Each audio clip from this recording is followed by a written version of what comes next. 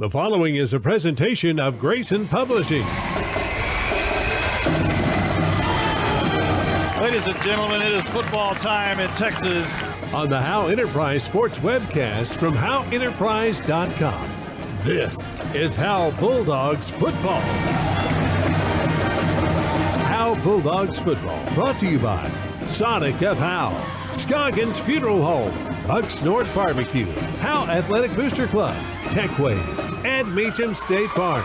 Kiss him goodbye! It is touchdown time in Texas! Also brought to you by Knight Furniture, Independent Financial, Michelle Castle Guild Mortgage, Star Auto Body, Juan Enciso, Farmers Insurance. Jalen Thornton looking for another seam. Spins out of another tackle. He is electric. Also brought to you by Buffalo Wild Wings, Baker Air Conditioning and Heating, Hid Exteriors LLC, Polio's Pizza Cafe, GCEC, Goodfellas Barbershop, Rapid Electric, Legends Bank, Core Fits Gym, Pradera Mobile Home Community, Ann's Realty Group, Don's Smokehouse, Quick Check Convenience Stores, Texas Bred Lifestyle, Family Attorney Kimberly Killebrew, Grayson Garage Door. It's a Haley's Comet for the first time in his career.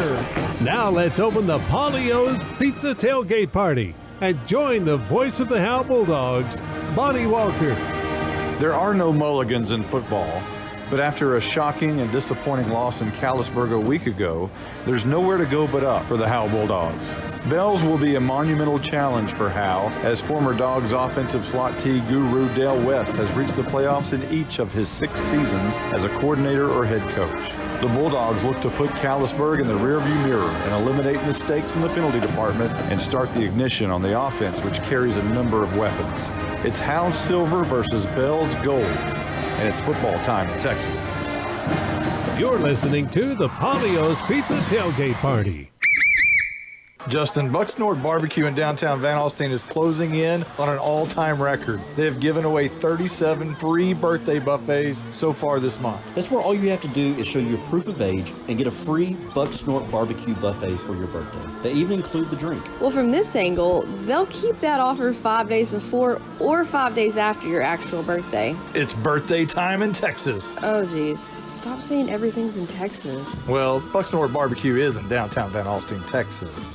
Hello, Howe Bulldogs. This is Coach Joey McQueen, former Bulldogs head coach and athletic director. Vic and I still love the Dogs and ask that you show your support by joining the Howe Athletic Booster Club. Their mission is the same today as it was in the 90s. They support all Howe athletes, girls and boys, middle school and high school. It's only $25 to become a member. From the alumni to the current fans and parents, we ask that you back the Dogs and become a member today. Go visit the Howe Athletic Booster Club on Facebook. Have a great year, Bulldogs. Hello, Bulldog fans. This is Juan Enciso, your local Farmers Insurance agent here in Howe. We're here to assist you with your insurance needs, including auto, home, life, business needs, and more. We're vested in the community because we are the only insurance agent in Howe. Our office is at 403 West Hanning Street, or we can be reached by calling 972-382-6121. We're also on the web at farmersagent.com/JEnciso. I have the knowledge and experience to help you better understand your insurance coverage options. Call me, Juan Enciso, at 972-382-6121. Independent Financial is proud to support Howe ISD and their hardworking students, teachers, and staff. We share your vision for a brighter tomorrow and a championship season. For every challenge, Independent Financial has you covered.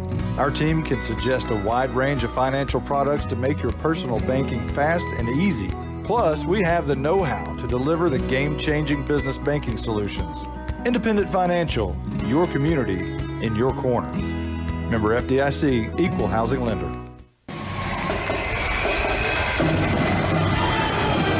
You're listening to the Polio's Pizza Tailgate Party. Today's Senior Spotlight is brought to you by Ed Meacham State Farm. Now let's join Monty Walker with this week's seniors.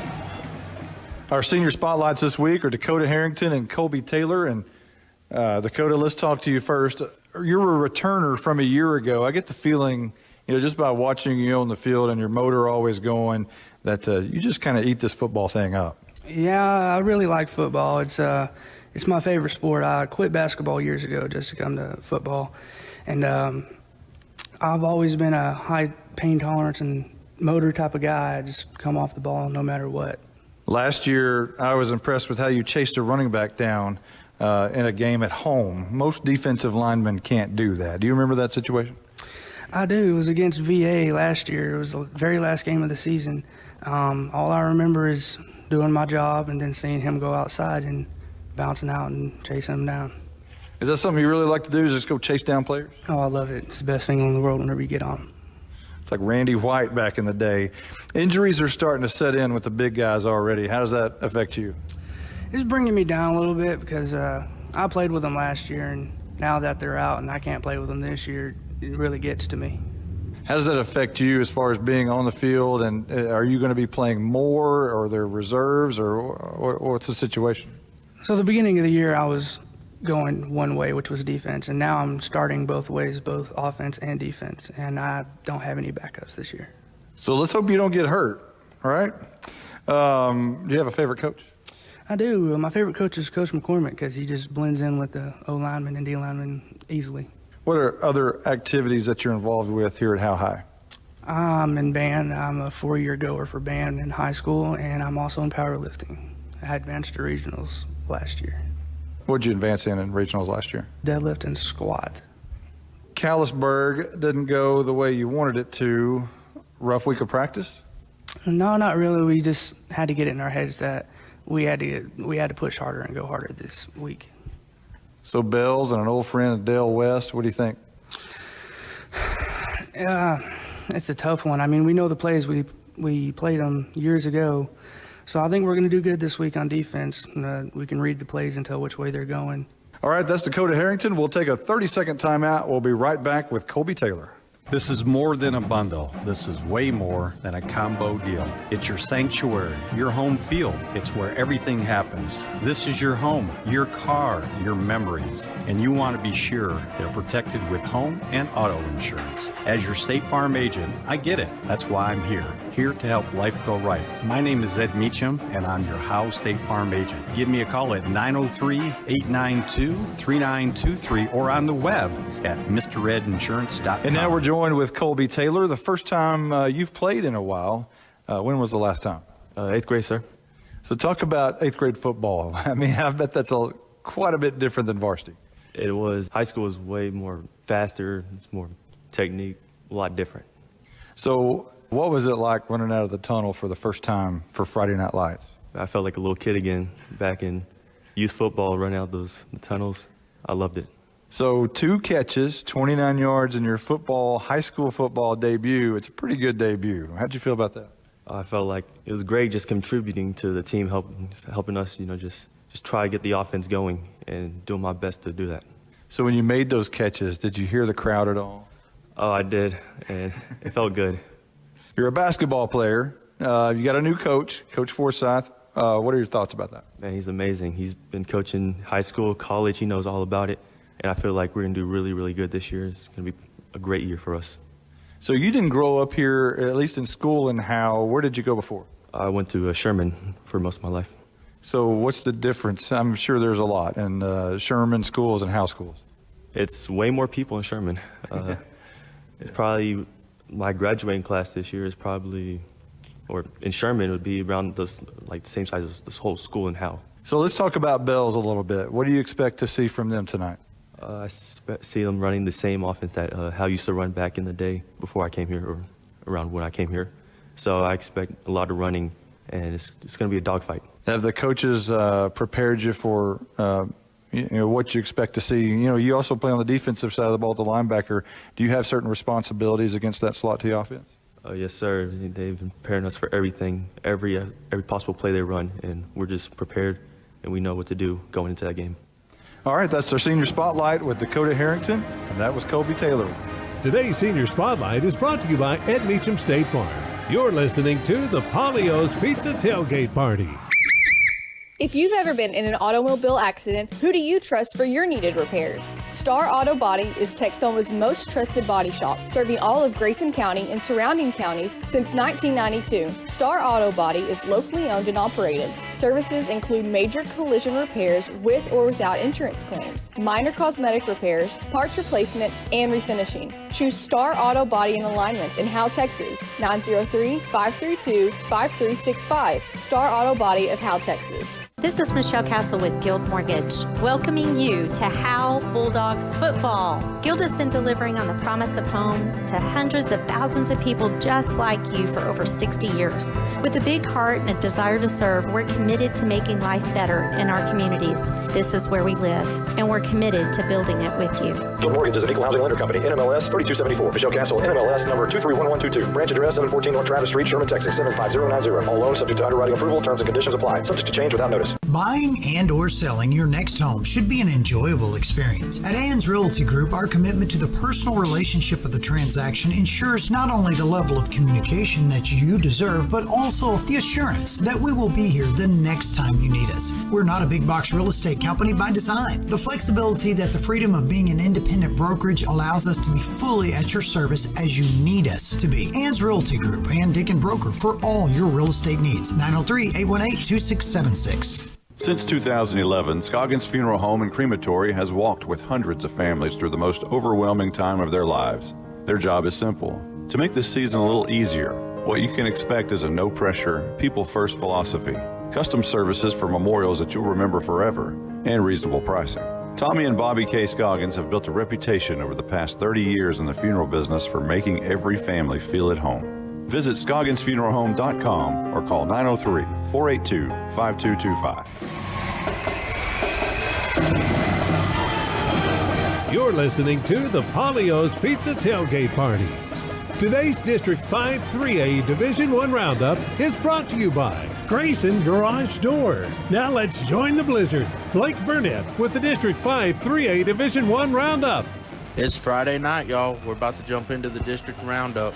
Last week, only 7 teams played since Winsboro had to cancel against Paul Pruitt. But 6 teams got the dub in the district and 1 team took the L. We'll start with Bonham this week. Bonham played last Friday and got the win over Quitman 57-19 to start their season 1-0.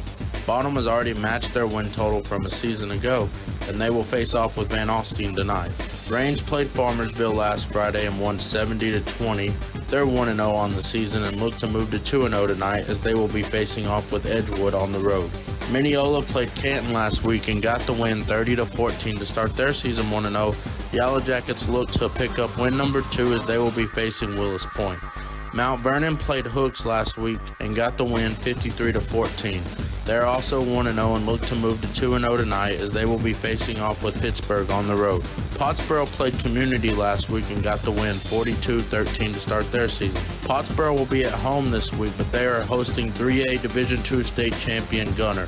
This is the game of the week in 3A football, as the state runner-up in Division I in Pottsboro faces the state champion in Division II Gunner. Howe played Callisburg last week and lost 48-8 to start their season 0-1. Looking to bounce back this week, Howe being the only team in the district that lost must get on track this week. They are traveling to Bells. Bells is 1-0 on the season. Commerce played Edgewood last week and got the win 42-12 to start the season. They are 1-0 as also. They look to pick up win number 2 as they have a home game against Leonard. Both teams look to go 2-0. Winsboro did not get to start the season last week as Paul Pruitt had to cancel. They look to get their season started this week and they will be on the road this week. Winsboro will play at Hooks. Today's District 5 3A Division I Roundup is brought to you by Grayson Garage Door. You're listening to the Polio's Pizza Tailgate Party. Are you motivated? Coach, we're highly motivated for Sonic.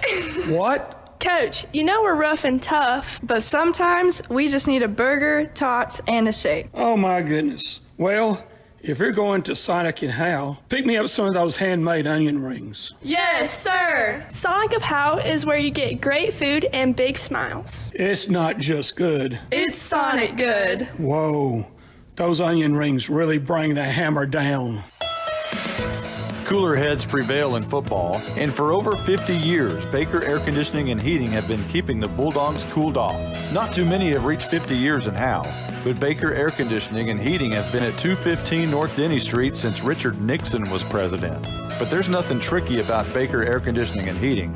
They have a great reputation by servicing all brands. If the heat gets to you, call them at 903-532-6255. Corfit Gym on Haining Street in Howe has a lot of new things to offer. Did you know they have an Iron Mike batting cage for baseball and softball lessons with on-site instructors? They also have a brand new stand-up tanning bed. Corfit Gym has 4 personal trainers available and features sports performance programs for athletes. At Corfit Gym, memberships are only $40 for the entire family or $30 per individual. Corfit Gym is on Facebook and located at 300 Haining Street in Howe. Call them at 469-371-0603. Who, why, and how? Who are we? We're Pradera Mobile Home Community. Why live in Pradera? Because of Howe. Howe, Texas, that is. Howe is a small community with an outstanding school district and close proximity to all amenities you need. Pradera Mobile Home Community is tucked away between Highway 75 and Highway 5 near Bulldog Stadium. Our residents love that our community is so clean. They also love their 2 parks and their swimming pool. Pradera Mobile Home Community, 903-532-0014.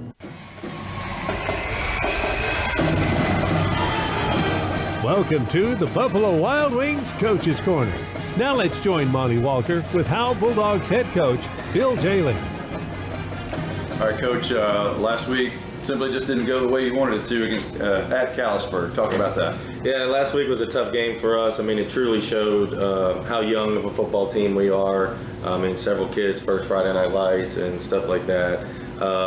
You know, youth was evident, but it still means that, I mean, we got to improve. We got to improve, and no doubt. And I think you'll see with our team this year being so young that we'll improve each week. But, you know, definitely our youth was showing on Friday night. Callisburg was a big physical football team, moved very well. Their big kids moved more athletically than we saw on film. And that's the downside of, you know, this year you only get one film on them, so you never know what's going to be thrown at you. But they definitely did a good job. But, yeah, it did not go as planned. But, you know, good learning experience for our kids, good learning experience for our coaching staff on how we need to move forward with this young group of kids. You know, and the bad thing is the injuries just piled up. What's the injury situation? There's several key players out. You know, I lost our starting nose guard, Will Fleming, on the first or second play of the game with a torn meniscus, so he'll be out for several weeks, possibly the season. Matthew Bearden broke his finger, which will need surgery, so he may be out multiple weeks. Jalen Thornton's got a shoulder injury. He'll be out this week. And then, you know, with the COVID, we've had some players that needed to be quarantined, so we'll have some kids out. But, you know, we knew going in that we were going to be a young, small football team. You know, we've anticipated since the beginning of 2 days about 30 on the varsity, and this week we'll probably suit up about 23 or 24. You know, I know Caleb McNutt's still out with a hip flexor injury. He's been out for most of camp, but hopefully we'll get him back by district. But, you know, it is what it is. It's just part of small school football, and we just got to figure out what we got to do and get the next man up ready to go. I've been a part of some of those game film sessions like that after a game like that, and they're not really fun.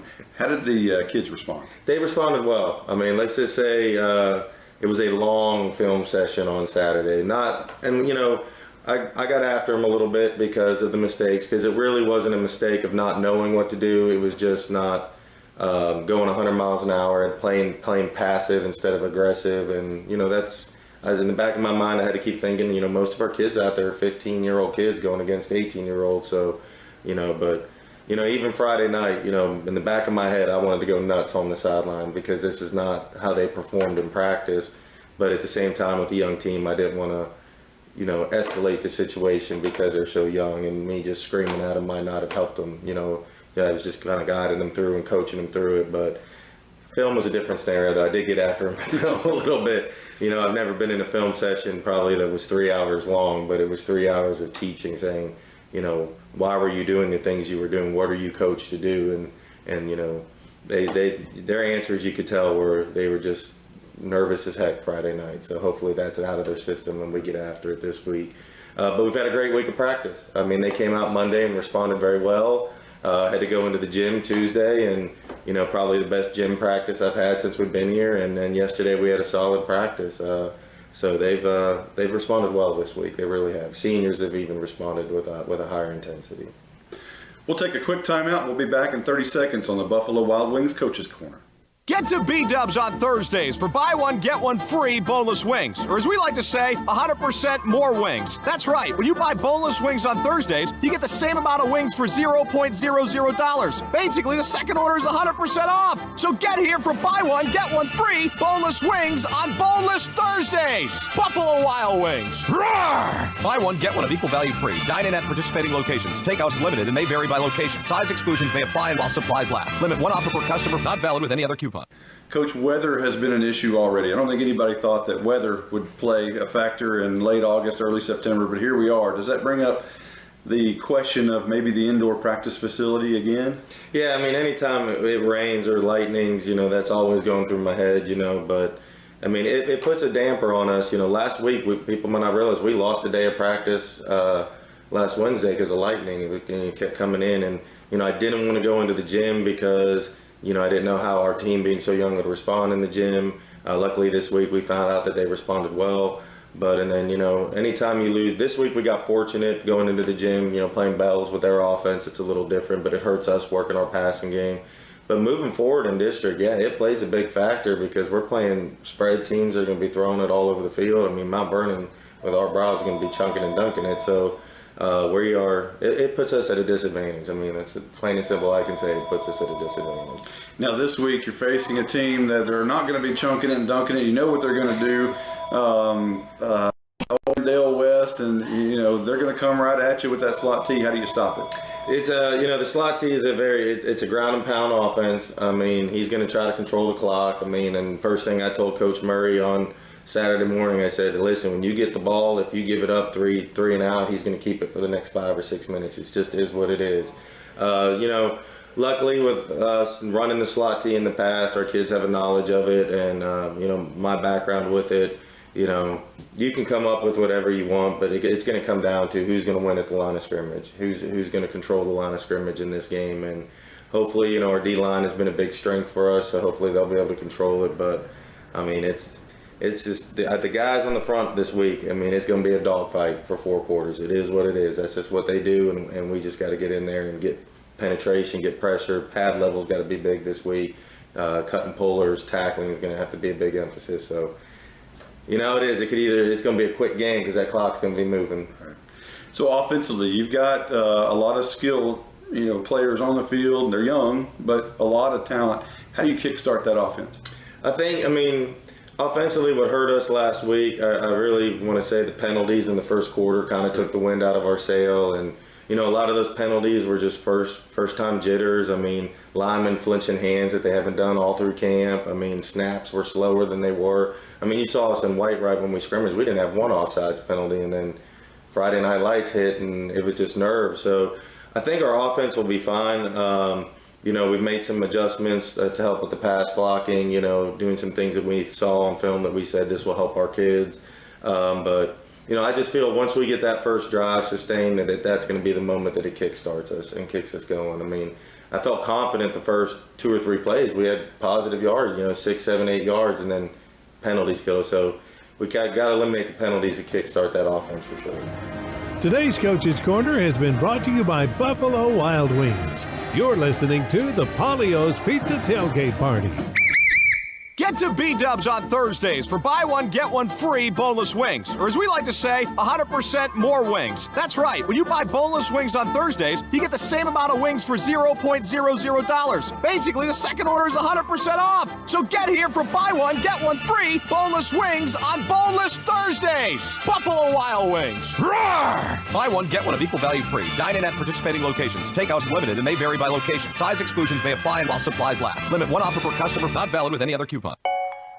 At Grayson Cullen Electric Cooperative, GCEC, we have been around for over 80 years and are governed by 7 principles: open and voluntary membership, democratic member control, members' economic participation, autonomy and independence, education, training, and information, cooperation among cooperatives, and concern for community. One of our communities is Howe, Texas, and GCEC is proud to support the Howe Bulldogs.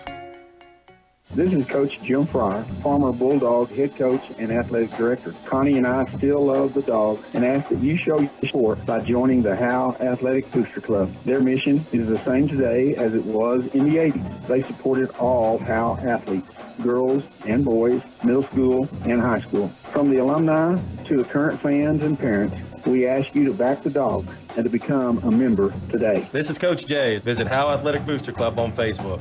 Bulldog pride never dies. Justin, Bucksnort Barbecue in downtown Van Alstyne is closing in on an all-time record. They have given away 37 free birthday buffets so far this month. That's where all you have to do is show your proof of age and get a free Bucksnort Barbecue buffet for your birthday. They even include the drink. Well, from this angle, they'll keep that offer 5 days before or 5 days after your actual birthday. It's birthday time in Texas. Oh, geez. Stop saying everything's in Texas. Well, Bucksnort Barbecue is in downtown Van Alstyne, Texas.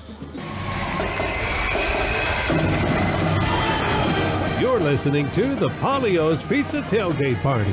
Today's Opposite Corner is brought to you by Texas Bred Lifestyle. Now let's join Monty Walker in the Opposite Corner.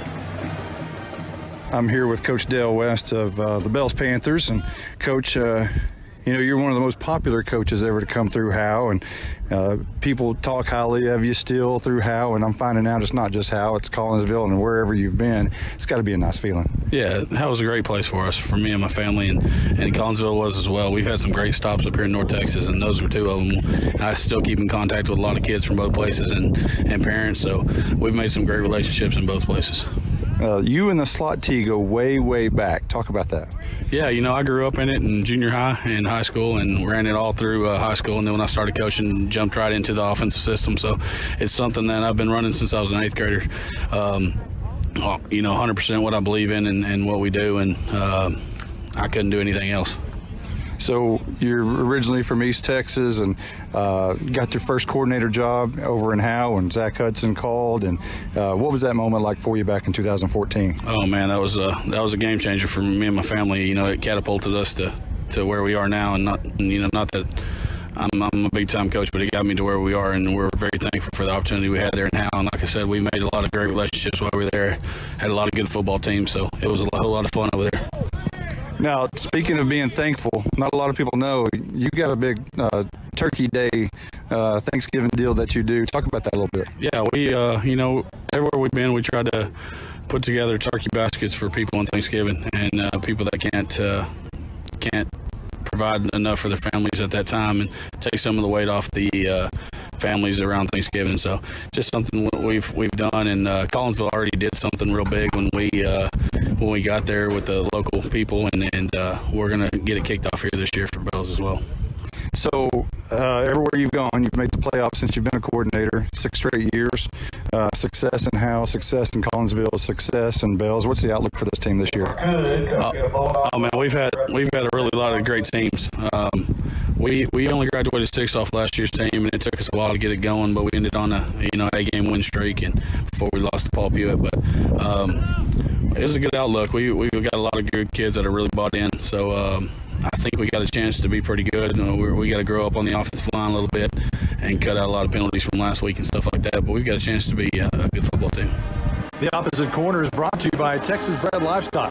Show that you are Bulldog bred with one of our Howe Bulldog Bred custom hats. Visit Texas Bred Lifestyle on Facebook, Twitter, and Instagram. You're listening to the Polio's Pizza Tailgate Party. Hello, Bulldog fans. This is Juan Enciso, your local farmer's insurance agent here in Howe. We're here to assist you with your insurance needs, including auto, home, life, business needs, and more. We're vested in the community because we are the only insurance agent in Howe. Our office is at 403 West Hanning Street, or we can be reached by calling 972-382-6121. We're also on the web at farmersagent.com/JEnciso. I have the knowledge and experience to help you better understand your insurance coverage options. Call me, Juan Enciso, at 972-382-6121. Independent Financial is proud to support Howe ISD and their hardworking students, teachers, and staff. We share your vision for a brighter tomorrow and a championship season. For every challenge, Independent Financial has you covered. Our team can suggest a wide range of financial products to make your personal banking fast and easy. Plus, we have the know-how to deliver the game-changing business banking solutions. Independent Financial, your community in your corner. Member FDIC, Equal Housing Lender. If you've ever been in an automobile accident, who do you trust for your needed repairs? Star Auto Body is Texoma's most trusted body shop, serving all of Grayson County and surrounding counties since 1992. Star Auto Body is locally owned and operated. Services include major collision repairs with or without insurance claims, minor cosmetic repairs, parts replacement, and refinishing. Choose Star Auto Body and Alignments in Howe, Texas, 903-532-5365. Star Auto Body of Howe, Texas. This is Michelle Castle with Guild Mortgage, welcoming you to Howe Bulldogs football. Guild has been delivering on the promise of home to hundreds of thousands of people just like you for over 60 years. With a big heart and a desire to serve, we're committed to making life better in our communities. This is where we live, and we're committed to building it with you. Guild Mortgage is an equal housing lender company, NMLS 3274. Michelle Castle, NMLS number 231122. Branch address 714 North Travis Street, Sherman, Texas 75090. All loans subject to underwriting approval. Terms and conditions apply. Subject to change without notice.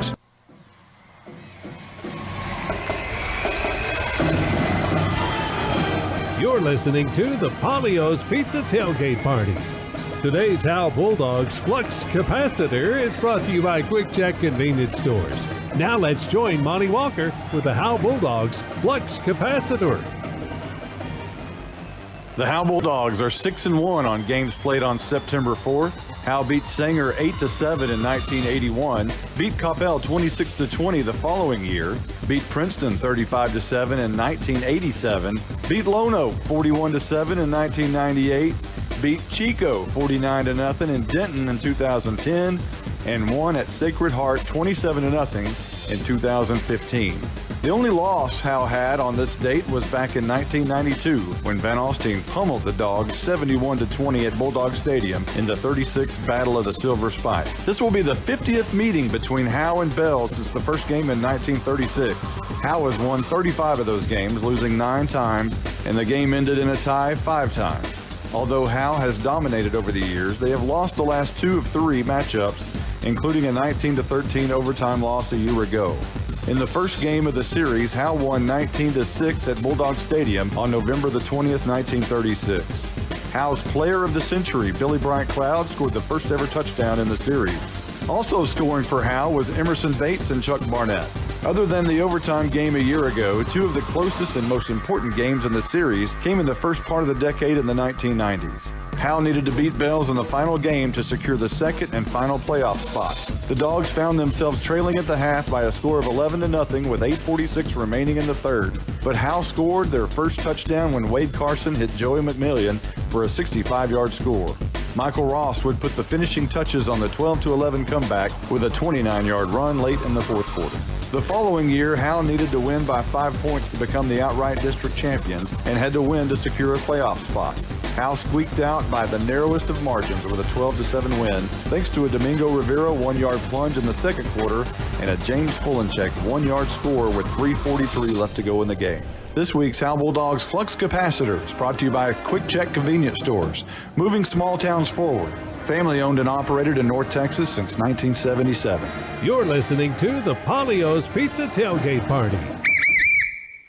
Buying and or selling your next home should be an enjoyable experience. At Ann's Realty Group, our commitment to the personal relationship of the transaction ensures not only the level of communication that you deserve, but also the assurance that we will be here the next time you need us. We're not a big box real estate company by design. The flexibility that the freedom of being an independent brokerage allows us to be fully at your service as you need us to be. Ann's Realty Group, Ann Dicken Broker, for all your real estate needs. 903-818-2676. Since 2011, Scoggins Funeral Home and Crematory has walked with hundreds of families through the most overwhelming time of their lives. Their job is simple: to make this season a little easier. What you can expect is a no-pressure, people-first philosophy, custom services for memorials that you'll remember forever, and reasonable pricing. Tommy and Bobby K. Scoggins have built a reputation over the past 30 years in the funeral business for making every family feel at home. Visit ScogginsFuneralHome.com or call 903-482-5225. Are you motivated? Coach, we're highly motivated for Sonic. What? Coach, you know we're rough and tough, but sometimes we just need a burger, tots, and a shake. Oh my goodness. Well, If you're going to Sonic and Howe, pick me up some of those handmade onion rings. Yes, sir. Sonic of Howe is where you get great food and big smiles. It's not just good. It's Sonic good. Whoa, those onion rings really bring the hammer down. Cooler heads prevail in football, and for over 50 years, Baker Air Conditioning and Heating have been keeping the Bulldogs cooled off. Not too many have reached 50 years in Howe, but Baker Air Conditioning and Heating have been at 215 North Denny Street since Richard Nixon was president. But there's nothing tricky about Baker Air Conditioning and Heating. They have a great reputation by servicing all brands. If the heat gets to you, call them at 903-532-6255. On the Howe Enterprise Sports webcast from HoweEnterprise.com. This is Howe Bulldogs football. Today's scene setter is brought to you by Baker Air Conditioning and Heating, proud partner of Bulldogs Athletics. Regroup. Charge the battery. That's what tonight is all about. That's what being great is all about. In the spring, in the summer, when the lights are bright, and when the sun has yet to come up. In Bonham, in Pottsboro, in Commerce, and in Bells. Every day, everywhere, in every way. You want to improve from week to week? Then you go to Bells in September and spark the battery and start the engine. This is going to be caught by Thornton. He's got room. Near side, he's fast. 50, 45, foot race, 35, 30, 25, 20, 15, makes a cut on the inside to the 10, to the 5. He's in. It is touchdown time in Texas for the first time in 2020. Tonight, in the September sky, the Bulldogs' silver evening moonlight in the east meets the Panthers' gold sunlight in the west. It's an old friend and a familiar scheme. Tonight, the Bulldogs try and slow down a freight train offense that's popularity stretches back to the gold standard. Can the Dogs recharge their battery and turn gold into silver? We're about to find out. Carrying Bell's Panthers for a first down at the 12-yard line. He's got the 5. It's touchdown time in Texas. It's the Howe Bulldogs and the Bells Panthers. Live from Panther Stadium in Bells, Texas. This is Bulldogs football.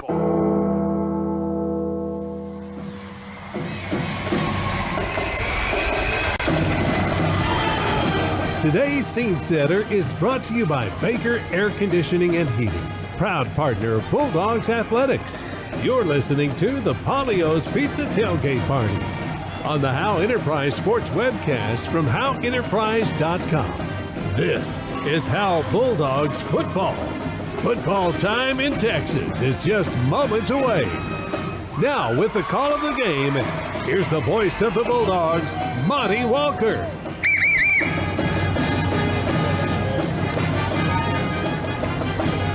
Well, we are in Bells, Texas.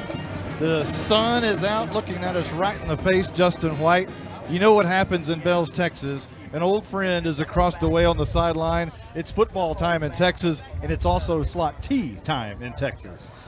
Yeah, it'll be a clock will be running quickly. We may be at her early with the way the team over on the other side runs the ball. The Howe Bulldogs are going to have to try to get things in gear offensively. Last week, a tough week, just couldn't get anything going.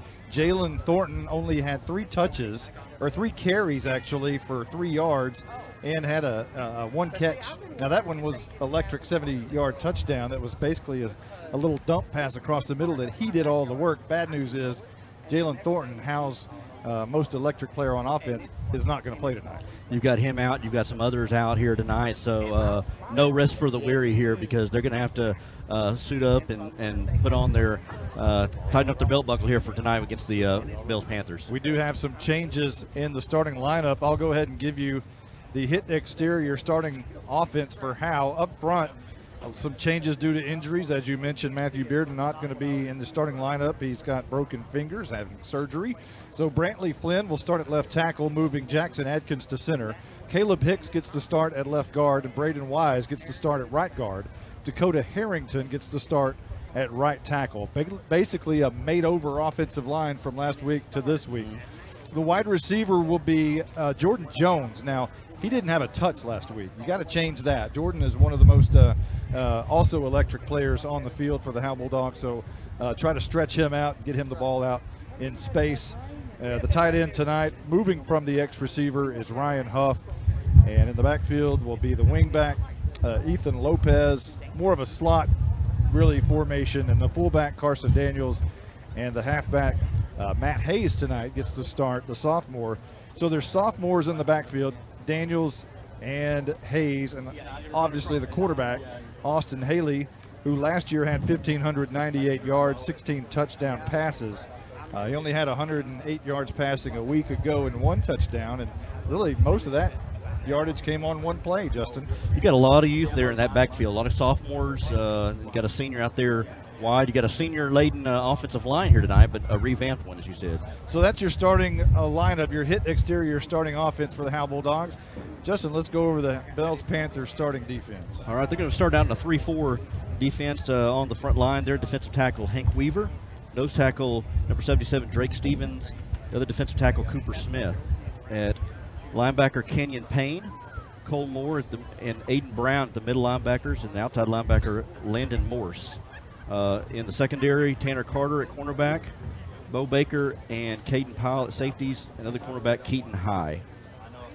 Go ahead and give us the hit exterior starting offense for Bells, if you would, please. Okay.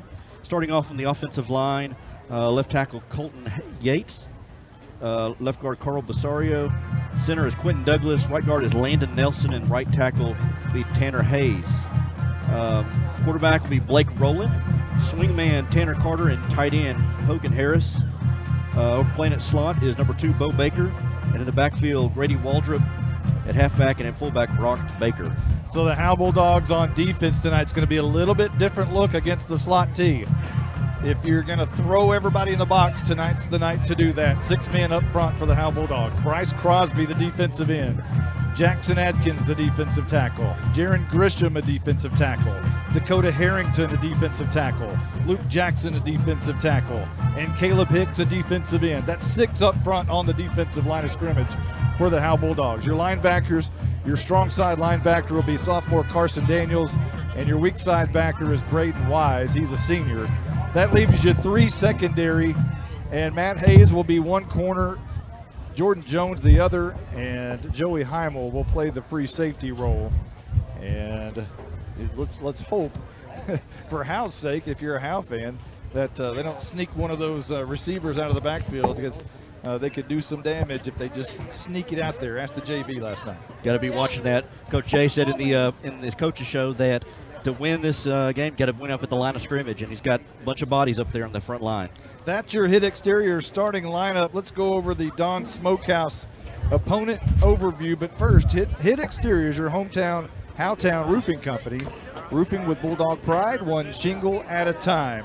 Your opponent overview, Justin White for Bells. Well, obviously you're talking about a Bells team that's going to be holding the ball a lot of ball possession, keeping the ball off the out of the offense for Howe.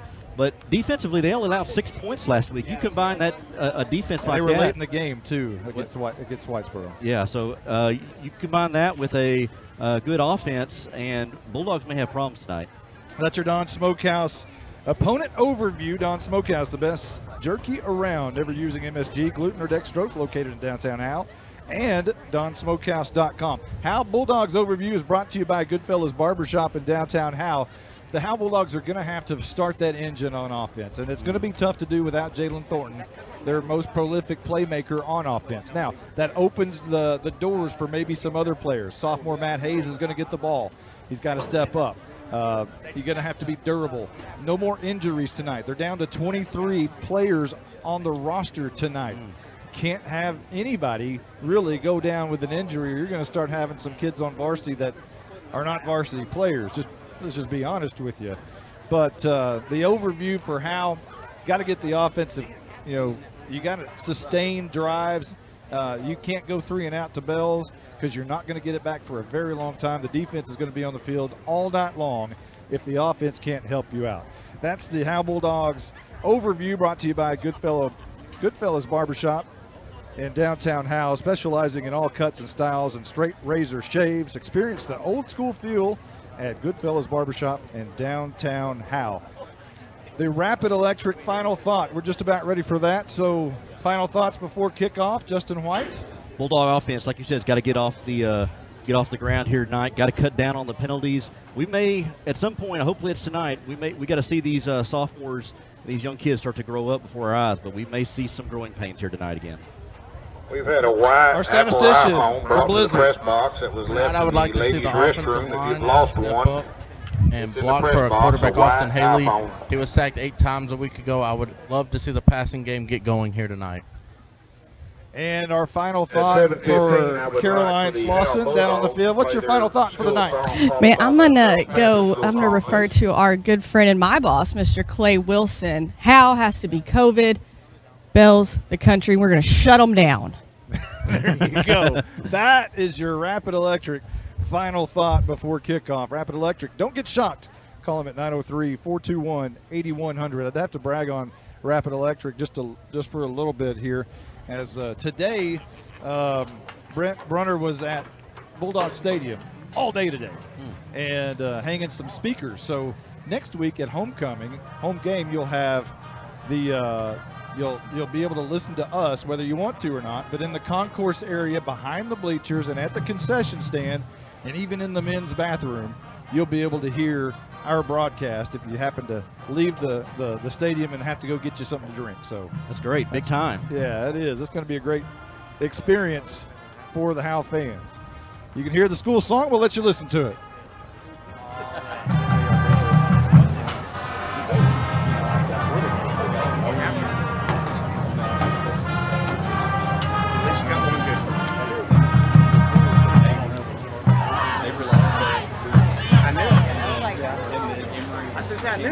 All right, that is your Howe Bulldogs school song. Let's go over the referees tonight. And now the Bell school song. They are Jason Choate is the referee. Now, I don't see a chapter. I think, they're out of the Commerce chapter. So the referee is Jason Choate. The umpire is Joe Snow. The head linesman, Jeff Beeler. The line judge, Mike Fisher. And the back judge is Jeff Wall. Those are your officials for tonight. Commerce chapter here. It seemed like in the past we've had some problems with the Commerce chapter. Hopefully everything goes okay tonight, though.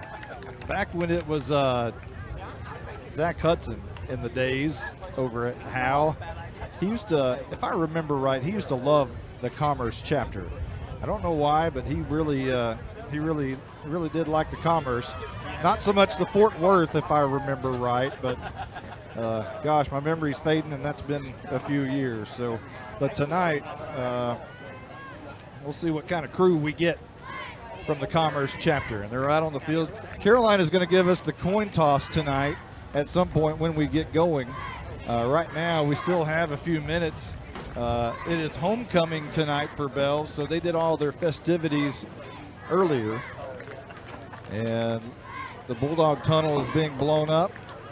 And Bell's tunnel is blown up. So let's take a quick timeout, and we'll be right back with Howe Bulldogs football right after this.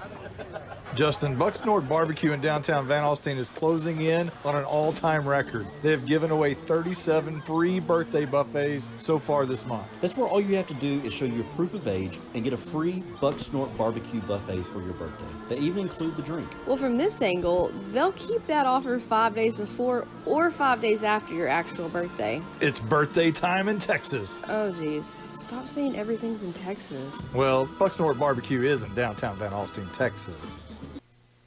This is Coach Davey Dubose, former Bulldogs head coach and athletic director. Jody and I still love the Dogs and ask that you show your support by joining the Howe Athletic Booster Club. Their mission is the same as it was in the 90s. They support all Howe athletics, girls and boys, middle school and high school. Good luck to all the Howe teams in the coming school year. This is Coach Jay. It's only $25 to become a member. From the alumni to the current fans and parents, we ask you to back the Dogs and become a member today. Visit Howe Athletic Booster Club on Facebook. Bulldog pride never dies. Hello, Bulldog fans. This is Juan Enciso, your local farmers insurance agent here in Howe. We're here to assist you with your insurance needs, including auto, home, life, business needs, and more. We're vested in the community because we are the only insurance agent in Howe. Our office is at 403 West Hanning Street, or we can be reached by calling 972-382-6121. We're also on the web at farmersagent.com/JEnciso. I have the knowledge and experience to help you better understand your insurance coverage options. Call me, Juan Enciso, at 972-382-6121. Independent Financial is proud to support Howe ISD and their hardworking students, teachers, and staff. We share your vision for a brighter tomorrow and a championship season. For every challenge, Independent Financial has you covered. Our team can suggest a wide range of financial products to make your personal banking fast and easy. Plus, we have the know-how to deliver the game-changing business banking solutions. Independent Financial, your community in your corner. Member FDIC, Equal Housing Lender. You're listening to Howe Bulldogs football on HoweEnterprise.com. Not a member of FDIC. Not an equal housing lender. Fake license number 8675309. Howe, Portland, Seattle. That's got to be the dumbest station identification I've ever heard. Who did that, huh? Yeah, I know. It's kind of funny, though. It is good. It will be not so funny. You got to change it up because at the end of the year, you'll be like, really? That's not very funny. Hey, old friend sitting over here right next to us, Mike Zagleski sitting next to us. Yeah, he's got his University of Texas mask on, so we're battling on that. I've got my OU lanyard on, so good to see Coach Zagleski over here in the stands, and he'll be rooting on the Bulldogs. So again tonight, the Bulldogs are going to run a 6-man front on defense, 2 backers, and 3 in the secondary. So Justin going all heavy up against the slot T, trying to stop that thing. Yeah, like I say, Coach Jay had talked about, again, the line of scrimmage. You got to win at the line of scrimmage with this team, because there's going to be a lot of pulling guards and traps and things like that. So he's bringing all the big boys up front, but you got to be aware in the secondary because that's kind of how they lull you to sleep, kind of bring you in the box and then hit you with the receiver out of the backfield. We're getting a little bit of wind here at our back from the east. Blizzard, let's talk to you a little bit. You're the stat man, so what are you gonna? What does Howe need to do, in the stat book tonight in order to come out of here with a win? Howe needs to force turnovers tonight. We only had 1 turnover a week ago, and Bells is going to try to chew that clock up tonight. Still a couple possessions was what Howe needs to do tonight. So that's a great point because a year ago, Howe created 28 turnovers a year ago, which is a remarkable number. 15 interceptions and 14 fumble recoveries. Only 1 turnover last week. That was the interception by Joey Heimel. And coming back from last year's team, there were only 10 of those. If you count the players coming back, they had 10 of those 28. 2 interceptions and 8 fumble recoveries. So great point. You've got to be able to create turnovers, and that's a lot of the things that kept Howe in the game last year was those turnovers that they created. Offensively, you got to score here, but you talk about a team with Bells that takes off a lot of time on the clock, and then it kind of makes your offense, if you don't score, then you have to do stuff that you're not used to doing because at that point every possession is going to be valuable. Head coach Dale West is 25-11 as a head coach. He was 9-4 at Bells a year ago, lost to Paul Pewitt 53-20 in the regional final. In 2018 at Collinsville went 9-2. In 2017, in his first season as a head coach, went 7-5 at Collinsville. While in Howe, he was 26-12 as an offensive coordinator from 2014, 15, and 16, and played in 8 playoff games during that time.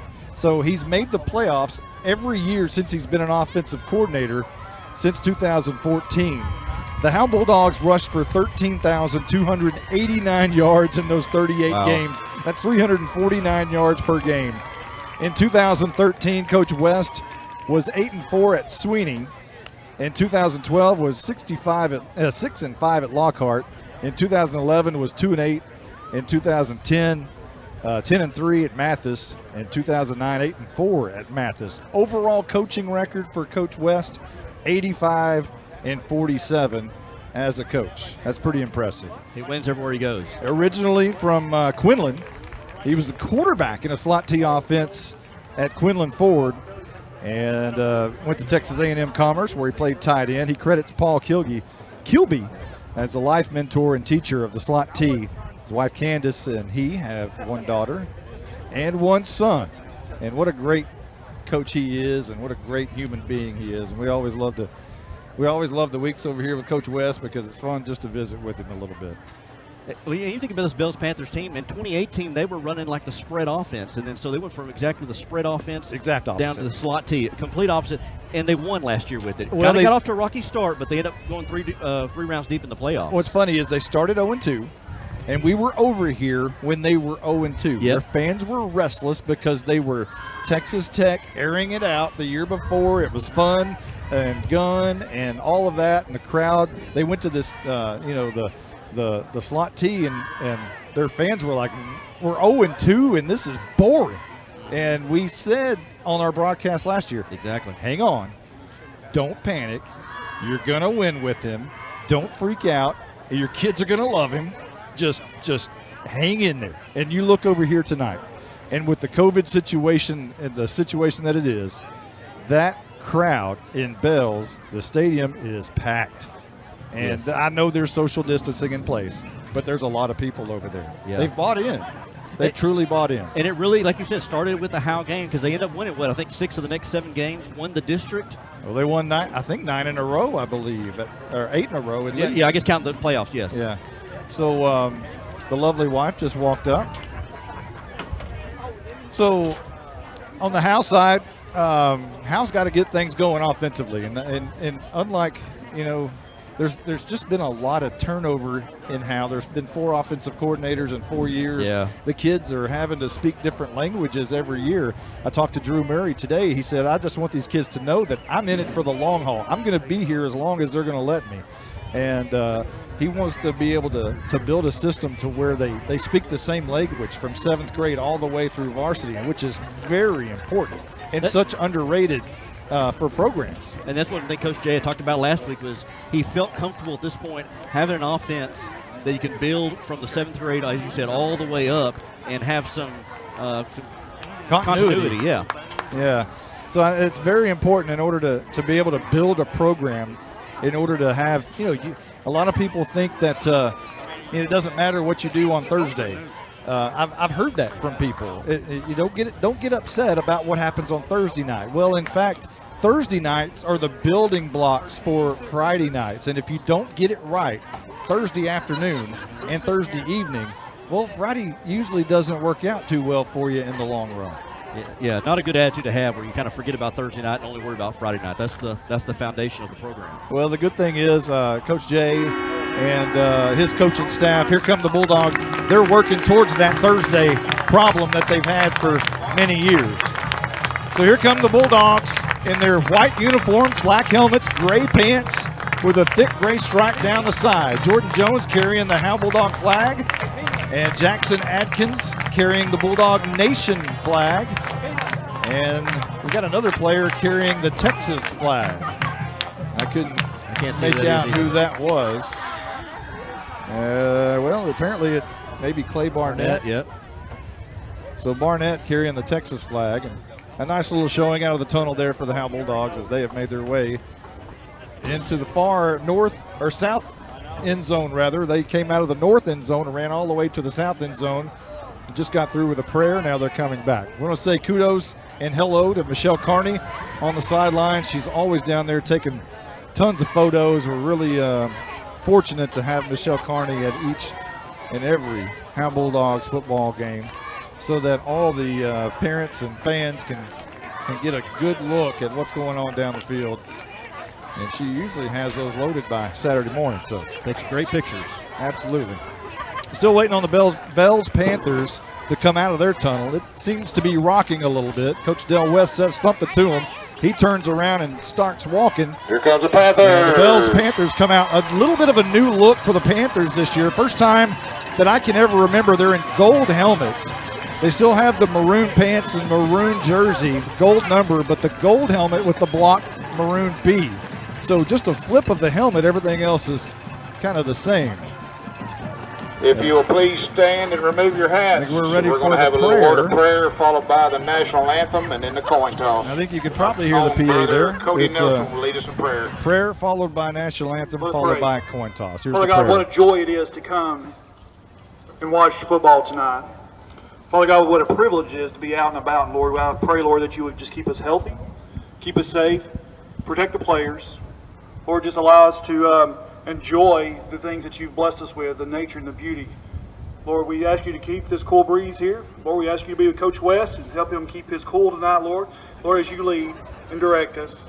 Lord, we thank you for loving us, and we thank you for Jesus Christ who died on the cross for us, to where we can have eternal life and spend it with you. In your name I pray. Amen. Amen. Coach West getting prayers tonight.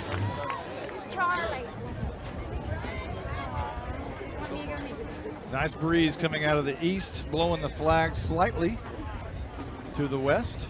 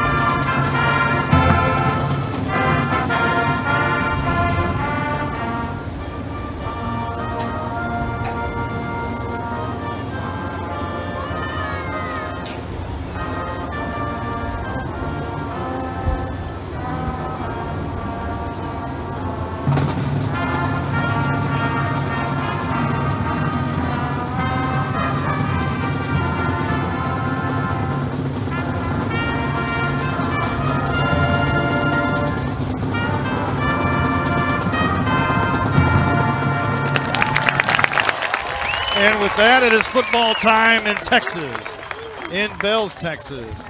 Beautiful rendition of our national anthem by the Bells Band. Now, a little bit different situation. The bands are in the end zone. So they weren't shooting directly at us with for the Bulldogs, number 3, Jordan Jones. May not have been as loud as normal. And for the Bulldogs, captain for the Jordan Panthers, Jones number 77, Big Drake Stevens. will be the captain. And Drake Stevens will come out for the Bells Panthers. And Caroline Slauson will follow him out, and she'll have the coin toss at midfield.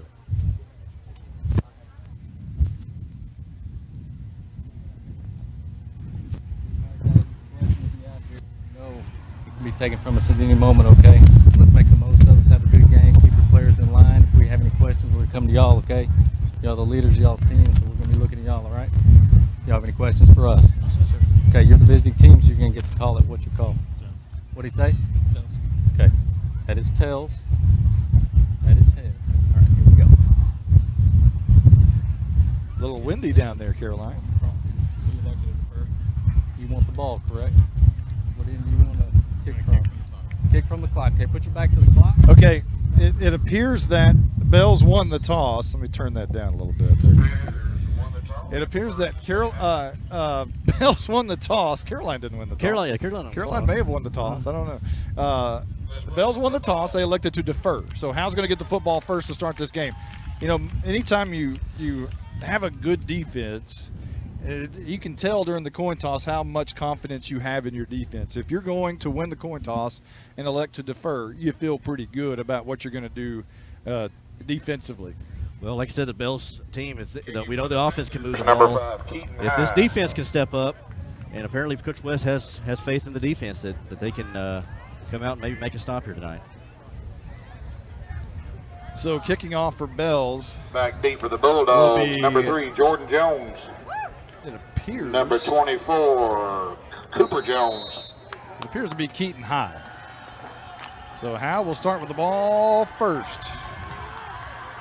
Getting ready for the Tech Wave kickoff, the first one of the night, as the sun is almost tucked behind the bleachers. We got a few more minutes to go. We are out in the stands, by the way. The Tech Wave kickoff is in the air. It's a high kick, going to be taken at the 9-yard line by Jordan Jones. Coming up the right hash and is brought down on. No, he stays on his feet for another 3 or 4 steps up to the 25-yard line. Last week they picked on Ryan Huff quite a bit. This time they got Jordan Jones, and Jones able to make a decent return here. Yeah, that was a nice deep kick to about the 9 on the right hash. For the Bulldogs on their 26-yard Jones line. fielded it cleanly, and here we go. They're going to give Howe the ball at the 26 to start. Howe's moving right to left towards the south in their white uniforms, gray pants, thick black stripe down the side, black numbers, black helmets with dogs in script only on the right side. It's blank on the left. Pistol formation for Haley, and he's going to hand it off Carson Daniels. First play, first man through, and he's good for maybe 4 yards up to the 29-yard line. A nice start for the Bulldogs. Hand off right there to the fullback there to Daniels. We saw him a couple of times last week, and saw a couple of different runners last week. Saw Daniels, we saw Hayes, About 3 yards on the we play saw brings up Jalen Thornton, who 2nd will not be 7. here tonight, but give Daniels a chance to get some touches there. So another pistol formation with only Daniels in the backfield. Man in motion comes across, and getting the carry is Matt Hayes around the left edge, and he's got enough to get across the 30 to the 31, so give Hayes a couple on his first carry of the night.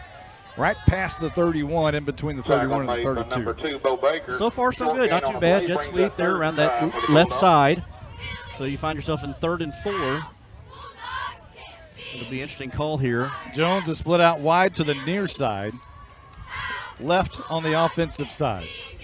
2 men in the backfield, and Haley pitches it out to Hayes on the right. He's got maybe 2 on the pitch out to the right side. Now he's on the right hash and brought down, and it's going to be 4th down across the 35 at about the 33-yard line. Good job there on that pitch out there, but good containment and good tackle there by 52 Hank Weaver, the defensive tackle, to close up that hole there. And a 3 and out, which you did not want for the Bulldogs. Well, with Jalen Thornton out of the game, it'll be Cooper Jones to do the punting tonight, and he'll stand at his own 22-yard line. Good snap. Jones brings it down, a wobbly kick off the side of his foot over to the right side, and it goes out of bounds inside the 40 at about the 38. Not a bad kick for the freshman on his first one of his career. We worked a little bit on Saturday on trying to get him to spiral the football, and he can boot it. He certainly really can do can. that.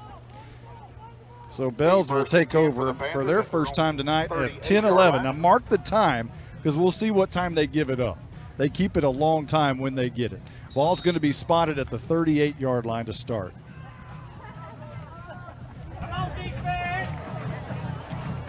Here we come in the slot T. And it's going to be Blake Rowland, the quarterback. And he'll give it to Baker to start the game. A lot of running room. He slips the defender, got close to a first down, a lot of first down. Now way past the first down to the 39-yard line. Well, so much for a 3 yards in a cloud of dust there, a pitch out. That's almost like a pass play for them. Get it out there, out there to the swing man there, and get him in open area. Below the waist. And get the first down almost up to midfield. But there is a flag on the play. They're blocking below the waist against Bells.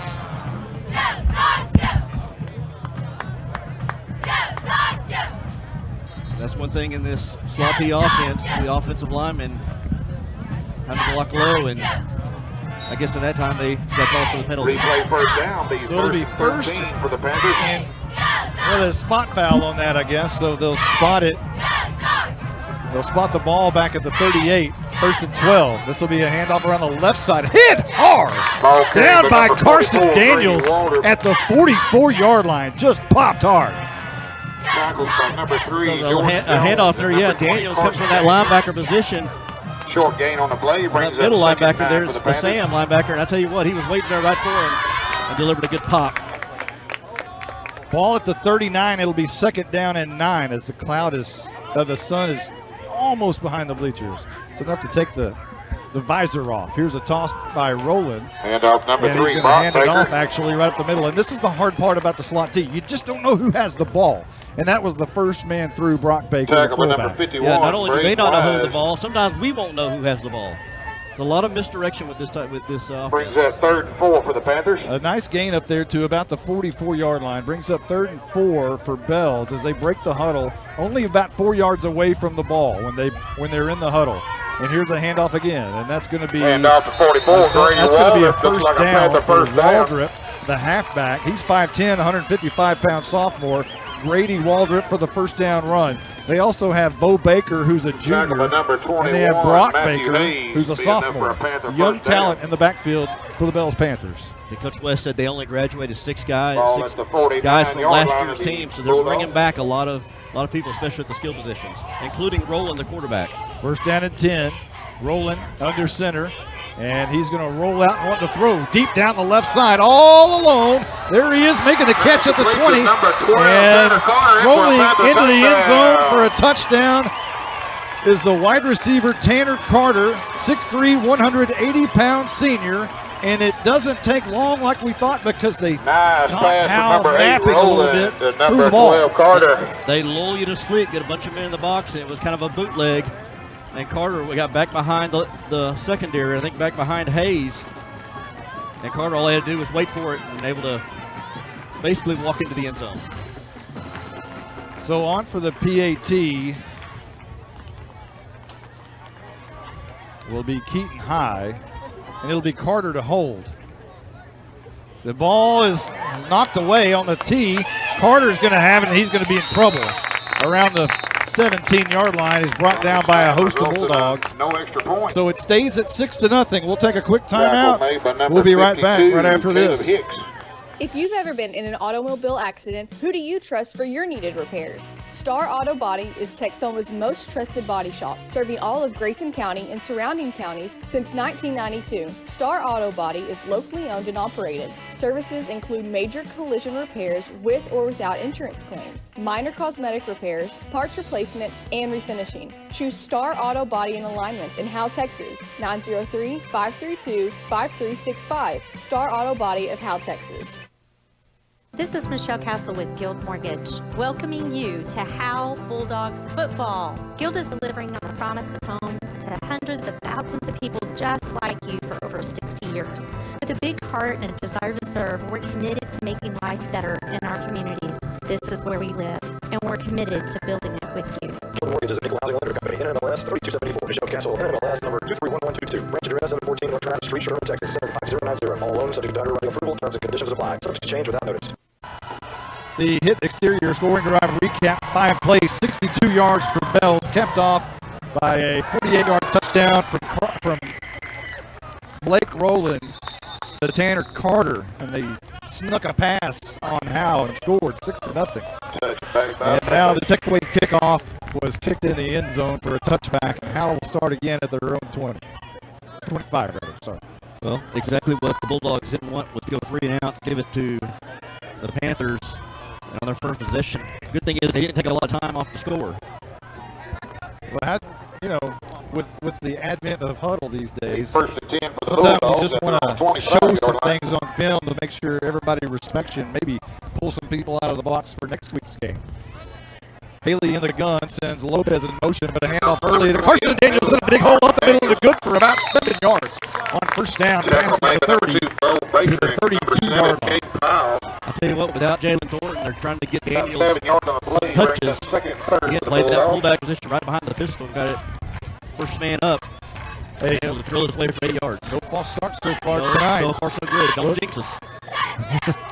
Man in motion is Lopez again. Haley handoff. No, he's going to keep it around the right edge. He's got some room.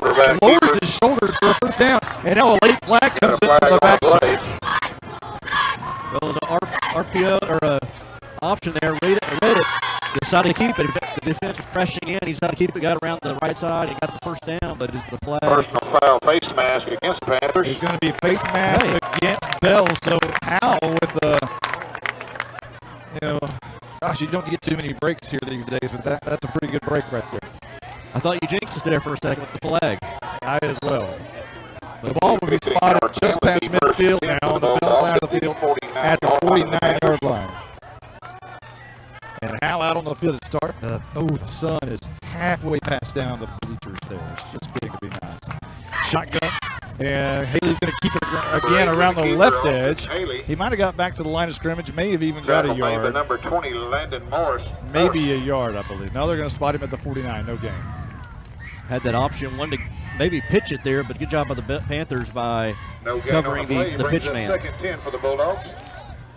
And containing Haley for a minimal gain. Jordan Jones split out near side. Matt Hayes in the slot near side. And Haley, a flag is down. He loses the ball. He dives forward. He's able to recover it. A big loss back to the 38-yard line, but a flag is down, and we'll check that. It might have been movement up front. I think I saw that, but I would say movement, or I was thinking maybe offsides too. One of the two, because they were bringing extra men on both sides of the ball, and it was offsides against the Panthers. So again, another break for Howe. 7:13 on the first quarter clock. Bells is leading 6-0, and Howe is going to face a second down and about 5 situation here at the 44-yard line of Bells. So far, the offense is doing fairly well. They've got a couple of breaks here with a couple of penalties, but so far they're moving the ball. Lopez and Jones on the right side. Hayes moves a little bit early, and they're going to negate the 5 yards they got from Bells a moment ago. The illegal procedure called against the Bulldogs. Hayes just moved his feet just a little bit. Was trying to go forward, and they kind of thought about it. They moved again, and they caught him on the second time. Second down, be second down and 10. So for the second Bulldogs. and 10 now. No harm, no foul, I guess. If you got one, you give up one. So 6:50 on the clock. This will be the 5th play of the drive for Howe. Pistol formation, Daniels and Hayes behind him. They changed the play at the line of scrimmage.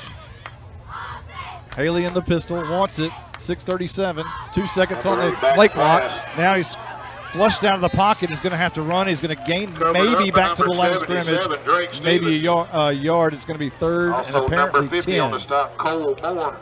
Yeah, I don't know what he saw on defense there, but yeah, they got to the offensive line pretty quickly there. Good job by Haley just to avoid pressure whenever he could and get back to the line of scrimmage and not lose anything.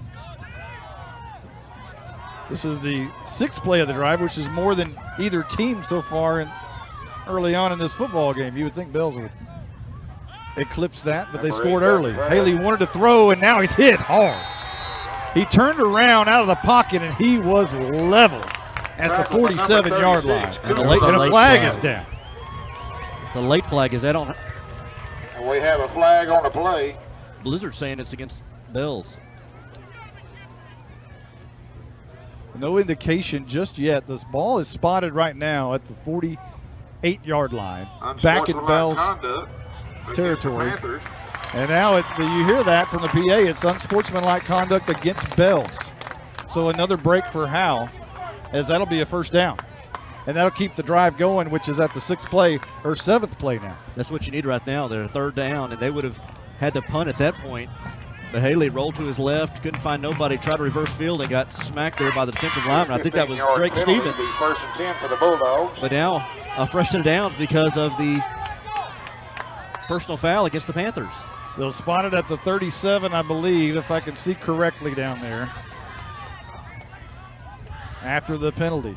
Pistol formation. Haley is going to hand it on the trap to the inside to Elo. And Ethan Lopez will scoot past the 35 to about the 33-yard line. Number 50. Yeah, a lot of looks like there's a man in motion. Then Lopez gets the trap play right behind that left guard. Caleb Hicks, and able to burrow his way for 4 or 5 yards. And the Bulldogs are kind of doing what the Panthers doing. They're kind of taking time off the clock in a methodical drive. We talked about the crowd from Bells early, but Howe's brought a pretty good crowd over here tonight as well. Filling up this thing. 2nd down and 6 for Howe. 5:01 on the clock in the 1st.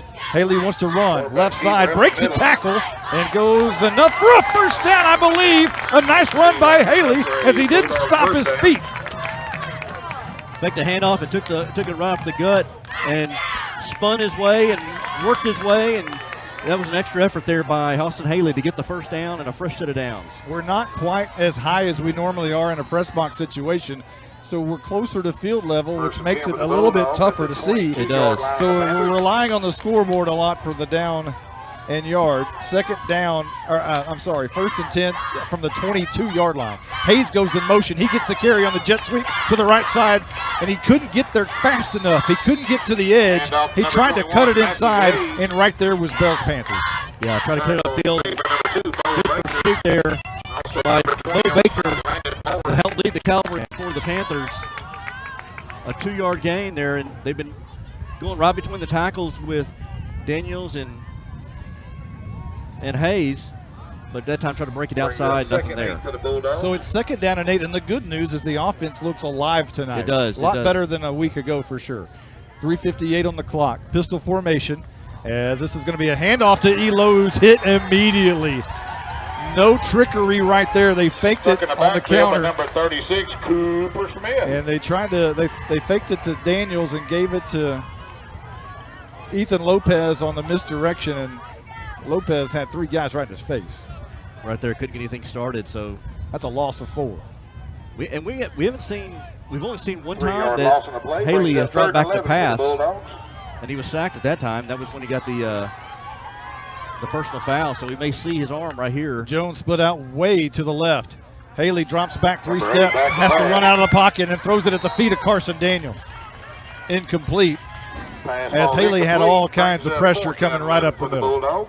It's 4th down. Yeah, number 6, Cannon Payne, coming from that right side, and he had to hurry up, get rid of it. I don't know if that was supposed to be maybe a screen or if he was just trying to dump it off there to Carson Daniels and just couldn't get it to him. So it's 4th down and 11. Situation, no kicker tonight. Ugh. He's in COVID quarantine. Kevin Flores, K9, is out. So they're going to go for it here on 4th down. 3:13 on the clock. 12th play of the drive. Handoff to Matthew Hayes, slipping a couple of defenders, is brought down hard by the huge defensive tackle, Drake Stevens. Stevens is a monster. He's 5'10", 300-pound senior. Big kid. And he just swallowed up Matt Hayes. Interesting play call there. 3rd and 10, and you run the ball on the 24-yard line. I would almost think, why would you try First and 10 for the Panthers to throw the ball there? 19-yard line. I know Haley hadn't had a lot of time to throw, but just interesting call there. So a very Bells-like drive for Howe. It was 5 minutes and 20 seconds off the clock and 13 plays from the 25 to the 19. And here's Rowland, going to keep it around the right side. And that's Baker, actually, he got the carry around the right edge and gains a few on 1st down to make it 2nd down and 6. Braden Wise. Run on that 5 around there. And brings up 2nd 5 for the Panthers. Again, they get 4 or 5 yards a clip here. And their goal, even if they get 3rd and short, 4th and short, they'll probably go for it. Well, if they're near midfield at all, and it's 4th and 3, you can bet you they're going to try to risk it. 2:34 on the clock here in the 1st. Rowland, toss, left side. Looking for somewhere to go is Baker, and he does. He finds near side. Slips a lot of defenders. He's got midfield. He's got the 45 and brought down by Jordan Jones on the Howe side of the field at the 39-yard line. Jordan Jones. Get Baker out there in space. Again, pitch out to the left side. Then get there out there and found a hole and cut back upfield for the biggest run of the night for the Panthers.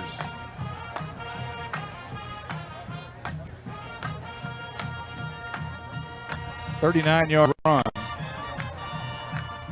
And now what, we got a tack-on penalty at the end of this. Unsportsmanlike conduct. Unsportsmanlike conduct against Howe. We'll place it now inside the 25 at the 23-yard line. Whatever the call was, Coach Jay didn't like it. He's trying to get an explanation. The 1st and 10 for the Panthers at the Bulldog 23-yard line. The officials are... It was unsportsmanlike conduct on the tackle by Jordan. It was really nothing. Coach Jay has a right to be upset. It looked like he went over the back, perhaps, but not a horse collar. And now, do we have another flag? Another flag on the play. And we do. And what is this? And the officials are pointing at the Howe bench. I think that may have been one of the coaches, or I don't think it was Coach Jay. I mean, let's see what the official is going to say here. Unsportsmanlike conduct. And another unsportsmanlike conduct. And whatever it was against the sidelines of the Bulldogs. It was one of the coaches. I don't believe it was Coach Jay. I don't think so either. I think he had said what he needed to say, and then. So now they spot it inside the 15 to the 13. Here we go. It wasn't Coach Jay. The 1st and 10 for the Panthers on the Bulldog 13-yard line. So here we go. 1st and 10 at the 13, and this is going to be a misdirection. And where's it going? Straight up the middle. And off number 44, Grady Waller. I thought that was Brock Baker who had the ball. It was Baker. It was Baker. Even the PA guy gets screwed up here because it's hard to tell. You had one guy going left, one guy going right, and then Baker got it up the middle. Right by the right guard. 1 for the Panthers. So the ball now spotted inside the 5 at the 4. And Bells looks like they're about to score with 1:43 left to go in the 1st. They break the huddle. They come to the line of scrimmage. Rowland goes under center. 2 men in the backfield. They hand it off to the first man through, and that's Baker. Number 3, and he's going to get maybe to the 1-yard line. It's going to be close. They're knocking on the door right here. Gain of 3 to the 1. Panthers. This is bread and butter here for Del West. And it's also a 1st down. So it's 1st and goal from the millimeter line. And a team that likes to run the ball, I mean, goal for the Panthers. you can pretty much pencil it in here. Yeah, you would think so. Unless you get a turnover, unless you get a fumble.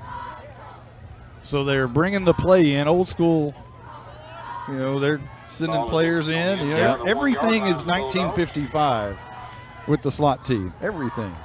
But it sure is successful. Roland goes under center. He tosses out left side. Baker looking for the edge, and he's in. Touchdown Bells for the second time tonight. They move it to 12-0 with 59 seconds left to go in the first. And they'll be on for the PAT, or will they try to go for two here? They're apparently just going to try to go for the PAT. That drive was highlighted by that big run and 2 personal foul penalties by the Bulldogs. Didn't help things. That was Brock Baker, the touchdown maker. It's on the tee. The kick is up, right down the middle, and it is good. The PAT is good, 13-0, our new score.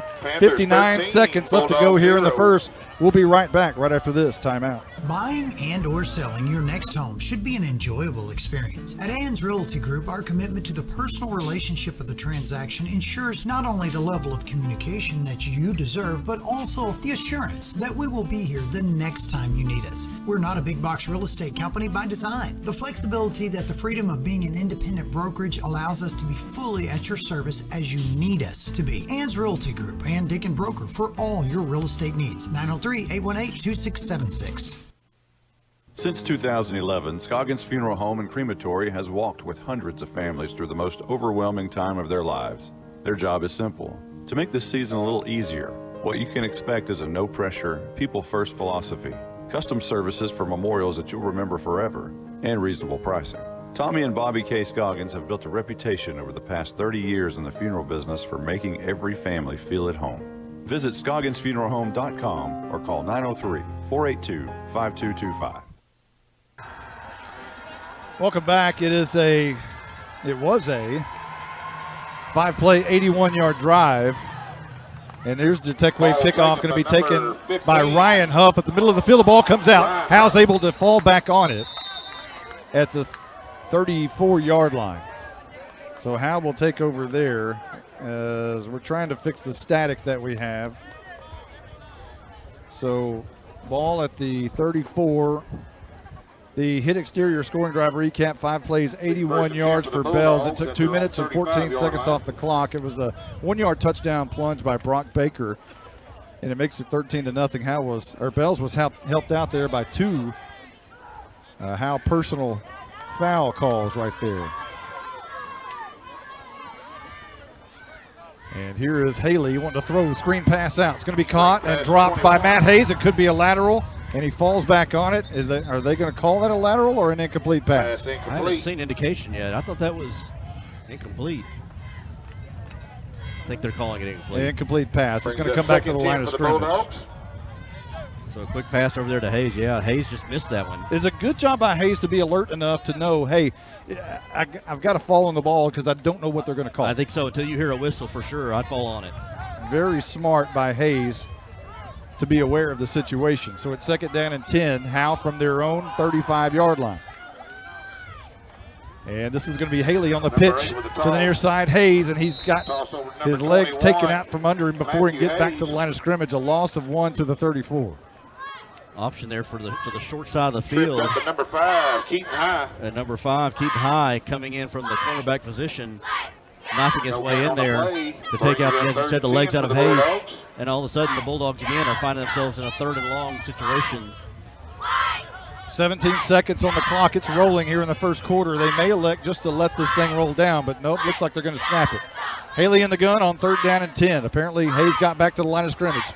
Looking deep down the field, Haley fires it out for Jordan Jones, and it's just incomplete. It's just a little bit to the right and short of him. So Haley is not used to having a lot of time back there, and he got rid of it maybe a little quicker than he wanted to. Well, they brought 2 linebackers on each side. A good job by the Bulldogs to pass protect there on the blitz and give Haley a little bit of extra time there, a little bit of a pocket, and threw it just a little bit in front of Jones on the post pattern. Howe will punt for the 2nd time tonight. Deep for the Panthers, number 2, Bo Baker. And Cooper Jones will stand at his own 24-yard line to punt this one away. A little breeze perhaps coming in his face. Here's a high kick. Wobbly is going to bounce. And inside the 40 is going to be taken by I think that is Pyle. Caden Pyle. And that was kind of dangerous. He picked it up on the fly and had a Bulldog right in his face. He could have been really lit up right there, but he slides out of bounds, and Bells will start at their own 35. We'll take a quick timeout. We'll be right back right after this. Are you motivated? Coach, we're highly motivated for Sonic. What? Coach, you know we're rough and tough, but sometimes we just need a burger, tots, and a shake. Oh, my goodness. Well, if you're going to Sonic and Howe, pick me up some of those handmade onion rings. Yes, sir. Sonic of Howe is where you get great food and big smiles. It's not just good. It's Sonic good. Whoa, those onion rings really bring the hammer down. Cooler heads prevail in football, and for over 50 years, Baker Air Conditioning and Heating have been keeping the Bulldogs cooled off. Not too many have reached 50 years in Howe, but Baker Air Conditioning and Heating have been at 215 North Denny Street since Richard Nixon was president. But there's nothing tricky about Baker Air Conditioning and Heating. They have a great reputation by servicing all brands. If the heat gets to you, call them at 903-532-6255. Welcome back. It is 1st and 10 for Bells. We flip sides of the field. Another pass attempt right here in the middle. That's going to be picked off by Matt Hayes at the 40-yard line. There's your turnover, Justin White. Let's check down with Caroline Slauson with our Night Furniture sideline report. Hey guys, well, the energy down here is much better than it was last game, as you guys can imagine, and we're just hoping to come out of here with a W. Fingers crossed. Well, that's a good start right there, getting an interception from Matthew Hayes on the first down from Bell's possession. Well, we talked about needing to steal some possessions right there. You get an interception. Hayes did a good job there. It was in double coverage.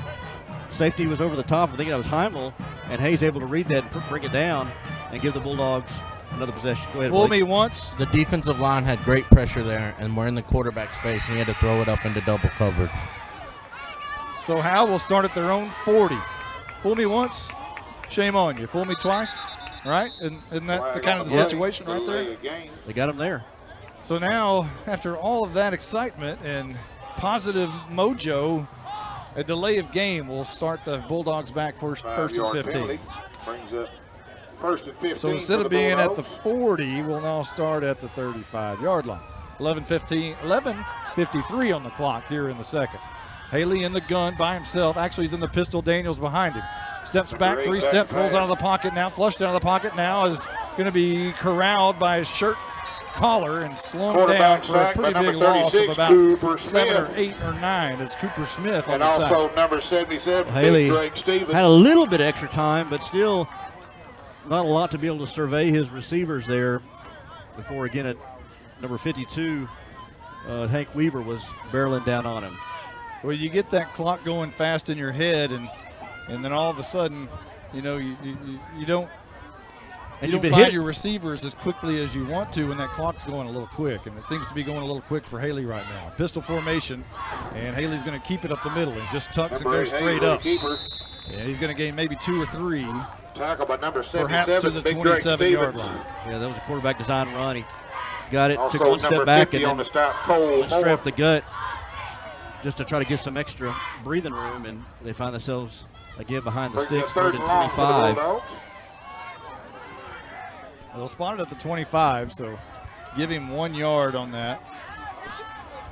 10:42 and ticking here in the second. Howe facing a 3rd and Denison. Haley drops back 3 steps. He's got a lot of time right here. Rolls out right, a lot of time. Wants to throw it now. He's going to take a big hit. At some point, you just at least got to throw the football away or something right there. He had all kinds of room to run. If he just tucked it and run, he'd have probably had 10, perhaps. Brings up 4th and long. But just still trying to find that receiver downfield. Yeah, it looked like they rushed 3, and yeah, he had plenty of time. Rolled to his right, had time to read a book, make a phone call, but just could not find anybody down. And yeah, you want to throw that away, because you're going to be taking hits a lot. And that's a chance. That's an opportunity where you didn't have to take one. Yeah, you certainly don't want to take a hit like that if you can just throw it out of bounds in that situation. So now Jones will punt again for the third time tonight.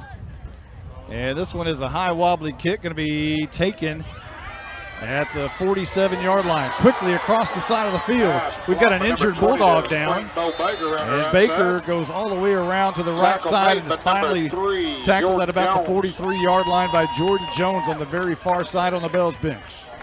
Caleb Hicks looks like he got ear hold there on that, on a block. Nice block by 28, Aiden Brown. And I wonder if that was, I thought maybe it was being maybe not a block in the back, but some kind of an illegal hit, but they didn't call that. And he got lit up pretty good, though. We used to call those snot floppers. First and 10 for the Panthers. So Bells will have it 42-yard line. At the 42-yard line to start at the Howe 42. And this is going to be a handoff up the middle. And that's going to be Waldrop on the carry, and he'll gain a few. It's 13-0. Howe in the lead. Bells in the lead, rather. 9:30 on the clock here in the second. Tackle by number 64. Went heavy right there. You had all your linemen Jackson and the tight ends, and went just right off the gut and mano-a-mano against the Howe defensive line. 4 yards on the play. About Brings up second 4 yards for Waldrop on the carry. It's second down and 6. And we're just about at the 9-minute mark. Everybody comes tight. You've seen this a lot from Howe. If you're a Howe fan, you've seen this. And here is the 8-hole reverse is what they call it. Nice hard run, and it's basically, it looks like a reverse, but it's a trap from the far side to the near. And that is going to be a pretty good Panther first down. Run by Baker to pick up a first down. Bo Baker. Remember they ran that 8-hole reverse last year. Yeah, I guess you've seen it too many times with the Howe. It's usually a third down play. I mean, I've seen this offense enough to know that that's your third down, get out of jail play.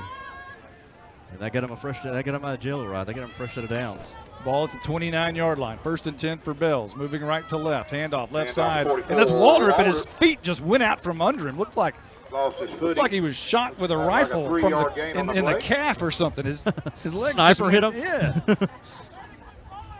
He went down fast, but he gets right back up. He's okay. You know, when somebody tears an Achilles or something like that, that's how they go down. But I thought the turf monster might have got him, but looks like he's okay. Yeah, look, he got right back up. Sniper on top of the concession stand or something. 8:23 on the clock. Man in motion is Bo Baker. This is going to be a handoff up the middle to the other Baker. Brock Baker on the right guard side, and he gains a few. We're now at the 8-minute mark as Carson Daniels makes the stop. Well, I wonder at what point here you may see another pass. 2 yards on the play, brings up third. It's going to be 3rd and 4 as they spot the ball at the 23-yard line. You kind of lulled the defense to sleep here the last few plays with a lot of runs. I don't think you're going to see a pass. Don't think what? I don't think we might not see another one the whole night, to be honest with you. I think that might be it. After the interception, I guess? I think that's it. Under center, Rowland's going to hand off near side. Handoff 44, that is Waldrop again around the left tackle side. Looks like and another he's got Panther enough for a first down with 7:31 left to go here in the second. As Bells again sniffing the end zone. Number 10 on the stop, Joey Heimel. Left in, and again they get the ball so quickly and are moving so far upfield so quickly. Before you get a chance to tackle anybody, they've gone 5-6 yards upfield. Bulldog 15-yard line. And again, another fresh set of downs. So ball at the 15, and Bells is smelling blood right here. 7:11 on the clock. 13-0. They lead over Howe here in the second. Rowland sends a man in motion, and that's going to be Bo Baker getting the toss. Getting a good block number 2 from the other Baker, who sends him apparently into the end zone for a touchdown. And they extend the lead 19-0 with 6:57 left to go in the second as Bo Baker got a great block from Brock Baker. Yeah, pitch out the right side, almost like a student body right there. Everybody going to the right, and everybody got a hat on somebody, and Baker able to tightrope the sideline and get the end zone for the touchdown, 19-0. And apparently it's going to be Keaton High on for the PAT again. Carter to hold. It's on the tee. High's kick is low, but it's right through the middle Extra point is of good the by number uprights. 5, 20-0. Bell's in the Panthers lead 20, Bulldogs 0. with 6:57 left to go in the second. We'll be right back right after this timeout. CoreFit Gym on Haining Street in Howe has a lot of new things to offer. Did you know they have an Iron Mike batting cage for baseball and softball lessons with on-site instructors? They also have a brand new stand-up tanning bed. CoreFit Gym has 4 personal trainers available and features sports performance programs for athletes. At CoreFit Gym, memberships are only $40 for the entire family or $30 per individual. CoreFit Gym is on Facebook and located at 300 Haining Street in Howe. Call them at 469-371-0603. Who, why, and how? Who are we? We're Pradera Mobile Home Community. Why live in Pradera? Because of Howe. Howe, Texas, that is. Howe is a small community with an outstanding school district and close proximity to all amenities you need. Pradera Mobile Home Community is tucked away between Highway 75 and Highway 5 near Bulldog Stadium. Our residents love that our community is so clean. They also love their 2 parks and their swimming pool. Pradera Mobile Home Community, 903-532-0014. Welcome back. Your Tech Wave kickoff from the 40 by High is a low line drive going to be taken by Cooper Jones at the 10. Rolling to the near side of the field, the middle of the field, breaks 1 tackle, but is hit hard and hammered down inside the 25, maybe at the 20-yard line. Your hit exterior scoring drive recap was 6 plays, 48 yards for Bells, took 2 minutes and 43 seconds off the clock. It was a 15-yard touchdown by Bo Baker, who got a great block from Brock Baker around the right edge, and that brings us to our new score, 20-0. Bells on top. 6:49 left to go here in the second quarter, and Howe's going to start from their own. What is that, the 20-yard line? Yes. 5th series for Howe. And a little movement up front, no flag, I don't think. And this is going to be a handoff to Carson Daniels. Nothing doing right there. I don't even know if he got back to the line of scrimmage. I don't think he did. Also number 77, Drake Stevens. Got a read option there, and Daniels got the handoff, but yeah, they came. Also 66, Coach 8-9 bodies came right at the Bulldog at Daniels right as soon as he got it. Was loss of maybe loss of 1 or 2. Well, I think they give him the line of scrimmage. It's back to the 20. No, they do put it at the 19. So it is a loss of. Brings up 2nd and 11. 1. So here is Haley wanting to throw. Drills a bullet out looking for Ryan Huff, and it falls incomplete. A little bit low, and number 52, one of the Bells defenders got a hand on it and kind of knocked it down a little bit. Haley was drilled as he threw it, too. He's trying to get a slant there, and he's trying to fit it right in between a tight window between a cornerback and maybe a linebacker. And yeah, like you said, it was a little low for him too. Brings up 3rd and 12. Things starting to slow down a little bit here. 3rd and 12 for Howe. They had been looking pretty good offensively, but the last couple of drives have not looked very good at all, to be honest with you. 6:07 on the clock. 3rd down and 12. Haley looks a little apprehensive at times back there, and who could blame him? He's going to run around the left edge right here.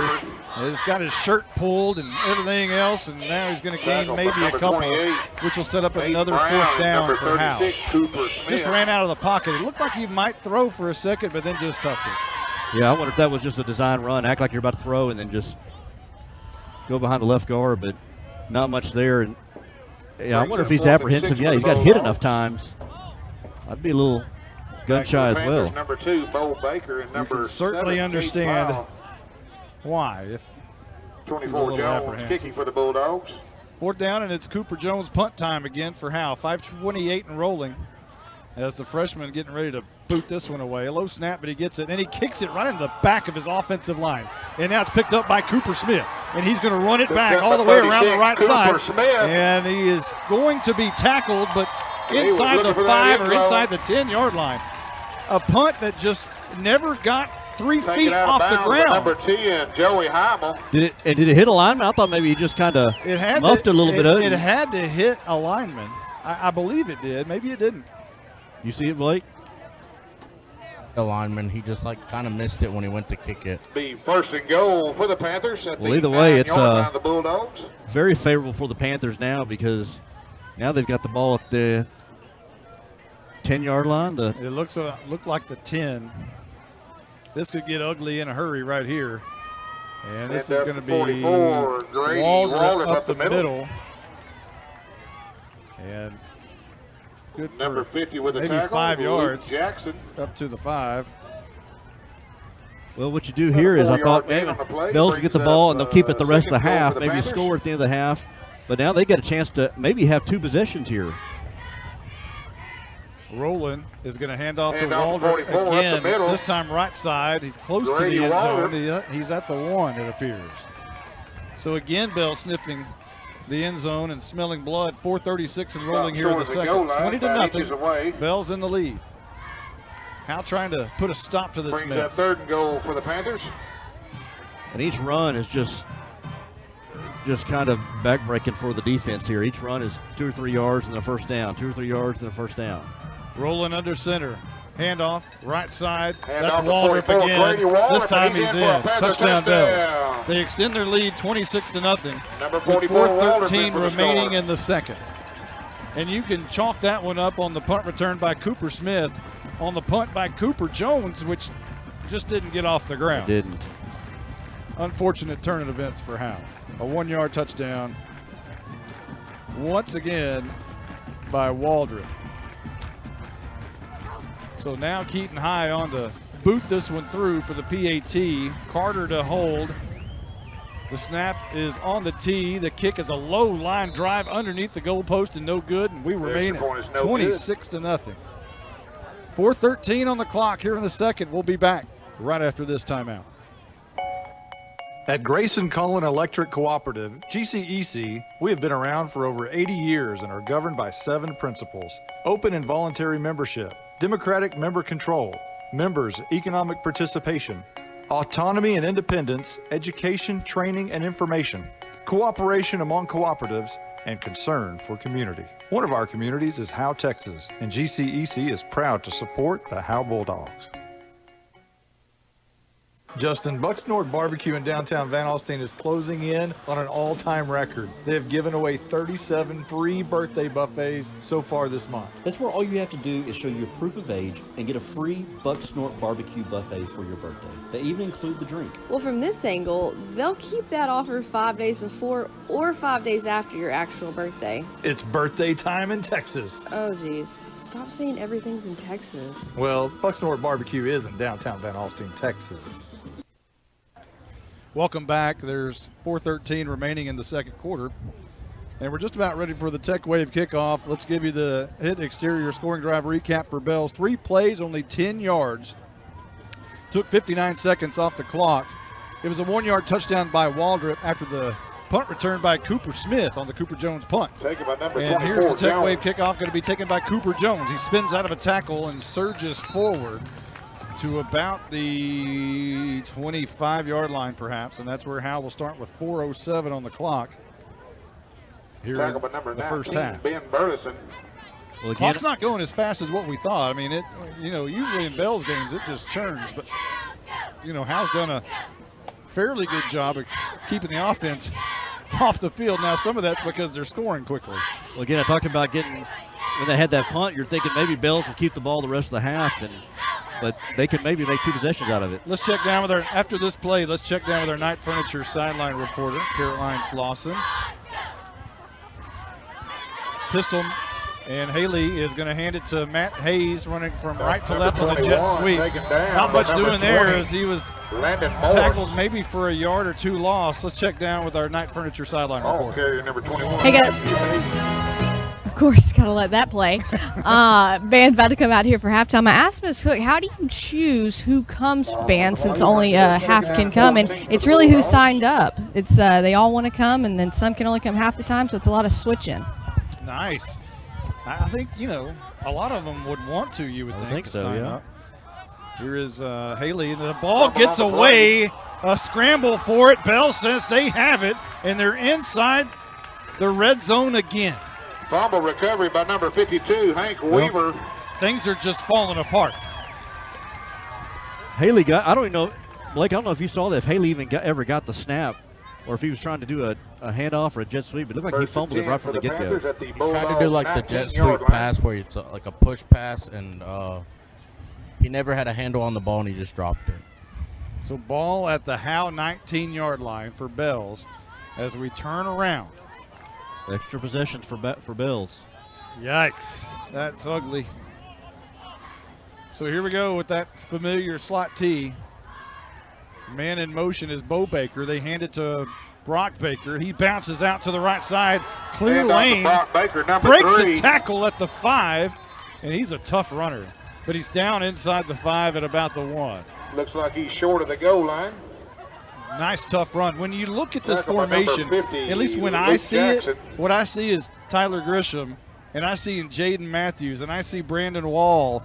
They're just different players. It's the same. First and goal to go. You know, for the it's just a Panthers. different Ball at cast the of 1-yard characters. line of the Bulldogs. And instead of the black and white, it's the maroon and gold, but it's the same. And, you know, I've seen it so much. And the that success they're having is good. Is it's the same too. Everything is the same. 3:17 on the clock. And the clock keeps rolling too. And here comes Bells at the 1-yard line, and Rowland's going to try to sneak it in, and he Quarterback does. keeper Blake Rowland in for the Touchdown, touchdown. Bells on a 1-yard keeper by quarterback Blake Rowland. And they extend their lead 32-0, and we're not at the half yet. It's 3:07 left to go in the second. Yeah, this is getting ugly for the Bulldogs. So your hit exterior scoring drive recap, 2 plays, 19 yards for Bells. Took 21 seconds off the clock. Extra point is good, but number 5, Keaton High. And Keaton High puts the Panthers exclamation 33, point on it Bulldog 0. with the extra point there. It's 33-0. Bells in the lead. 3:07 left to go in the second. We'll be right back. This is Coach Jim Fryer, former Bulldog head coach and athletic director. Connie and I still love the Dogs and ask that you show your support by joining the Howe Athletic Booster Club. Their mission is the same today as it was in the 80s. They supported all Howe athletes, girls and boys, middle school and high school. From the alumni to the current fans and parents, we ask you to back the Dogs and to become a member today. This is Coach Jay. Visit Howe Athletic Booster Club on Facebook. Bulldog pride never dies. Hello, Bulldog fans. This is Juan Enciso, your local farmers insurance agent here in Howe. We're here to assist you with your insurance needs, including auto, home, life, business needs, and more. We're vested in the community because we are the only insurance agent in Howe. Our office is at 403 West Hanning Street, or we can be reached by calling 972-382-6121. We're also on the web at farmersagent.com/JEnciso. I have the knowledge and experience to help you better understand your insurance coverage options. Call me, Juan Enciso, at 972-382-6121. Welcome back. Here's the Tech Wave kickoff. It's going to be taken by Jordan Jones, who has a seam and is brought down at the 40-yard line. Was that a horse collar? He's calling for a horse collar. He got called for a personal foul early in the game for a similar type tackle, but they didn't call it there on him. Yeah, it looked like he tried to tackle high and just maybe he didn't get the hand in there completely. They'll spot it at the 42. 3:01 we start. Really, right now, you need to try to keep this drive as long as you possibly can and keep it out of Bell's hands. 3:01 on the clock. Here we go. Haley in the pistol. Carson Daniels right behind him. Man in motion. You're going to fake the jet sweep. Haley wants to throw, and he is brought down hard.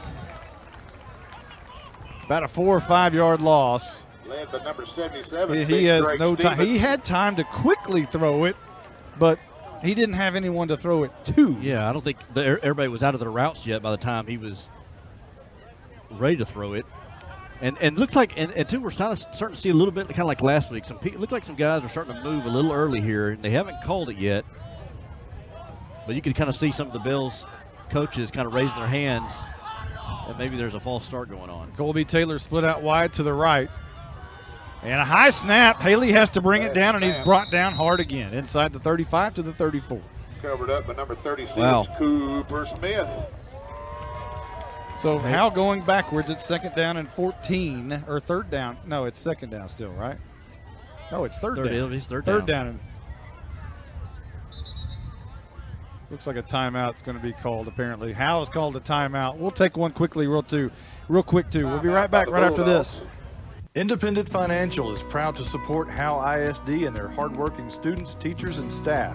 We share your vision for a brighter tomorrow and a championship season. For every challenge, Independent Financial has you covered. Our team can suggest a wide range of financial products to make your personal banking fast and easy. Plus, we have the know-how to deliver the game-changing business banking solutions. Independent Financial, your community in your corner. Member FDIC, Equal Housing Lender. You're listening to Howe Bulldogs football on HoweEnterprise.com. Not a member of FDIC. Not an equal housing lender. Fake license number 8675309. Howe, Portland, Seattle. So we're back. 1:55 left to go in the second. We're getting ready for the Legend Bank halftime show. We've got an interview with the great Mike Zagleski at halftime for you. We're also going to have an interview with Sierra Copeland coming up at halftime. Third and 19 for the Bulldogs. A minute 55 left. Here in the second, Howe trails 33-0. Turnovers don't help. And this is going to be a new quarterback into the game. And he bounces it out and hands off to the first man through, who's brought down immediately. Ethan Lopez into the game at quarterback as Howe's down 33-0. And the pistol there gets it to Matt Hayes, and they bumped into each other, and brings up 4th and long. There was some confusion already in the backfield on that handoff. So that drive started at the 42, went back to the 38, then the 34, and now the 31. Just back. And now it's punt time for Cooper Jones. I wonder if they've taken Haley out, just, the quarter's almost over, and just kind of keep him from getting killed back there. At some point, goodness, he's just taking a beating. Yeah, give him an extra minute and 8 here. Is that another timeout? I think so. Who's it called? Hal's taking another timeout. Let's keep it right here, Carson. Our engineer, Carson Grogan, and now this is not a good sign.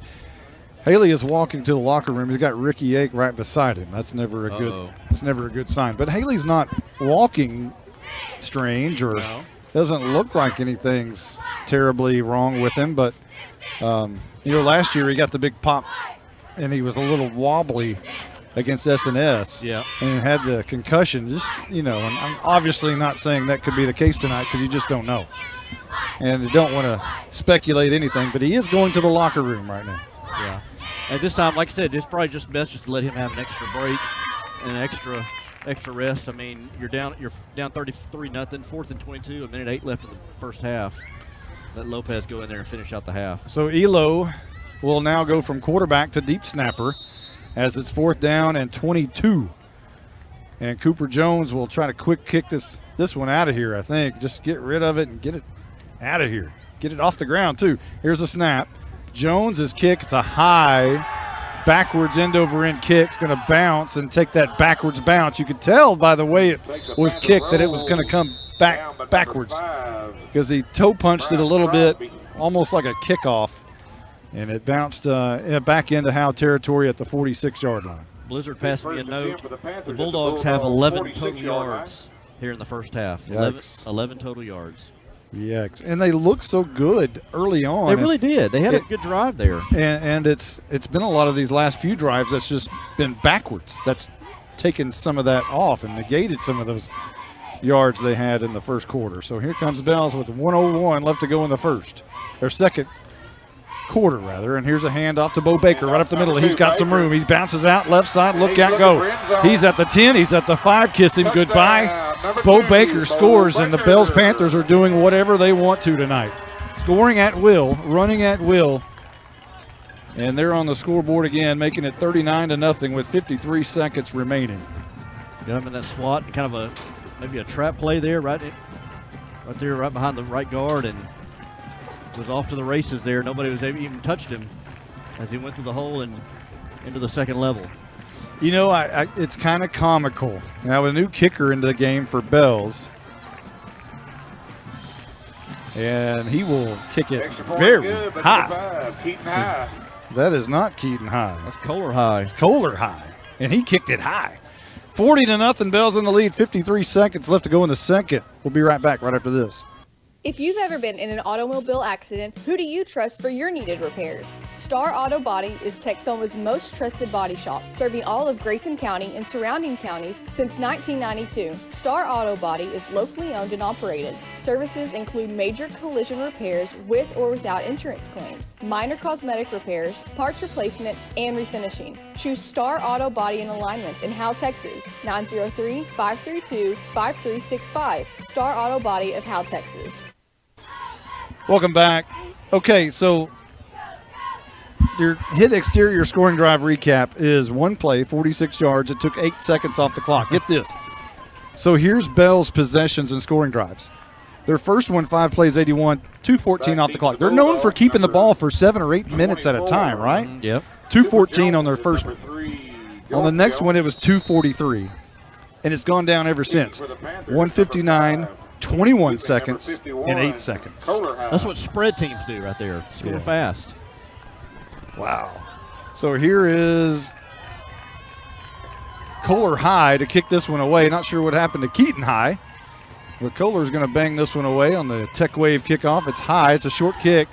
Running up for it is Jordan Jones, who makes the catch, and he goes to the left hash, and a flag is down, and a little scuffle is going. Wrapped up by number 19, Clay Barnett. Ben Burleson at number 7, Kate And Brown, apparently, but we do have some flags. well, I don't have a number on the roster for the Bells player, but Clay Barnett was getting in it pretty good with this young man. It's 40-0. You could tell some tempers may be flaring a little bit. Meanwhile, Jordan Jones cleared the 35-yard line to the 37, but we'll have to check the flag here. I wonder if it's in kind of a personal foul on either Howe. I think you probably have offsetting there. That's I what don't I'm know about to that say, one was more than the other, but I didn't see the whole thing. Against the Panthers. I saw him. One against Bells, and maybe that's the only one. And I guess it is. Well, so maybe Clay Barnett had a reason to be a little upset there, huh?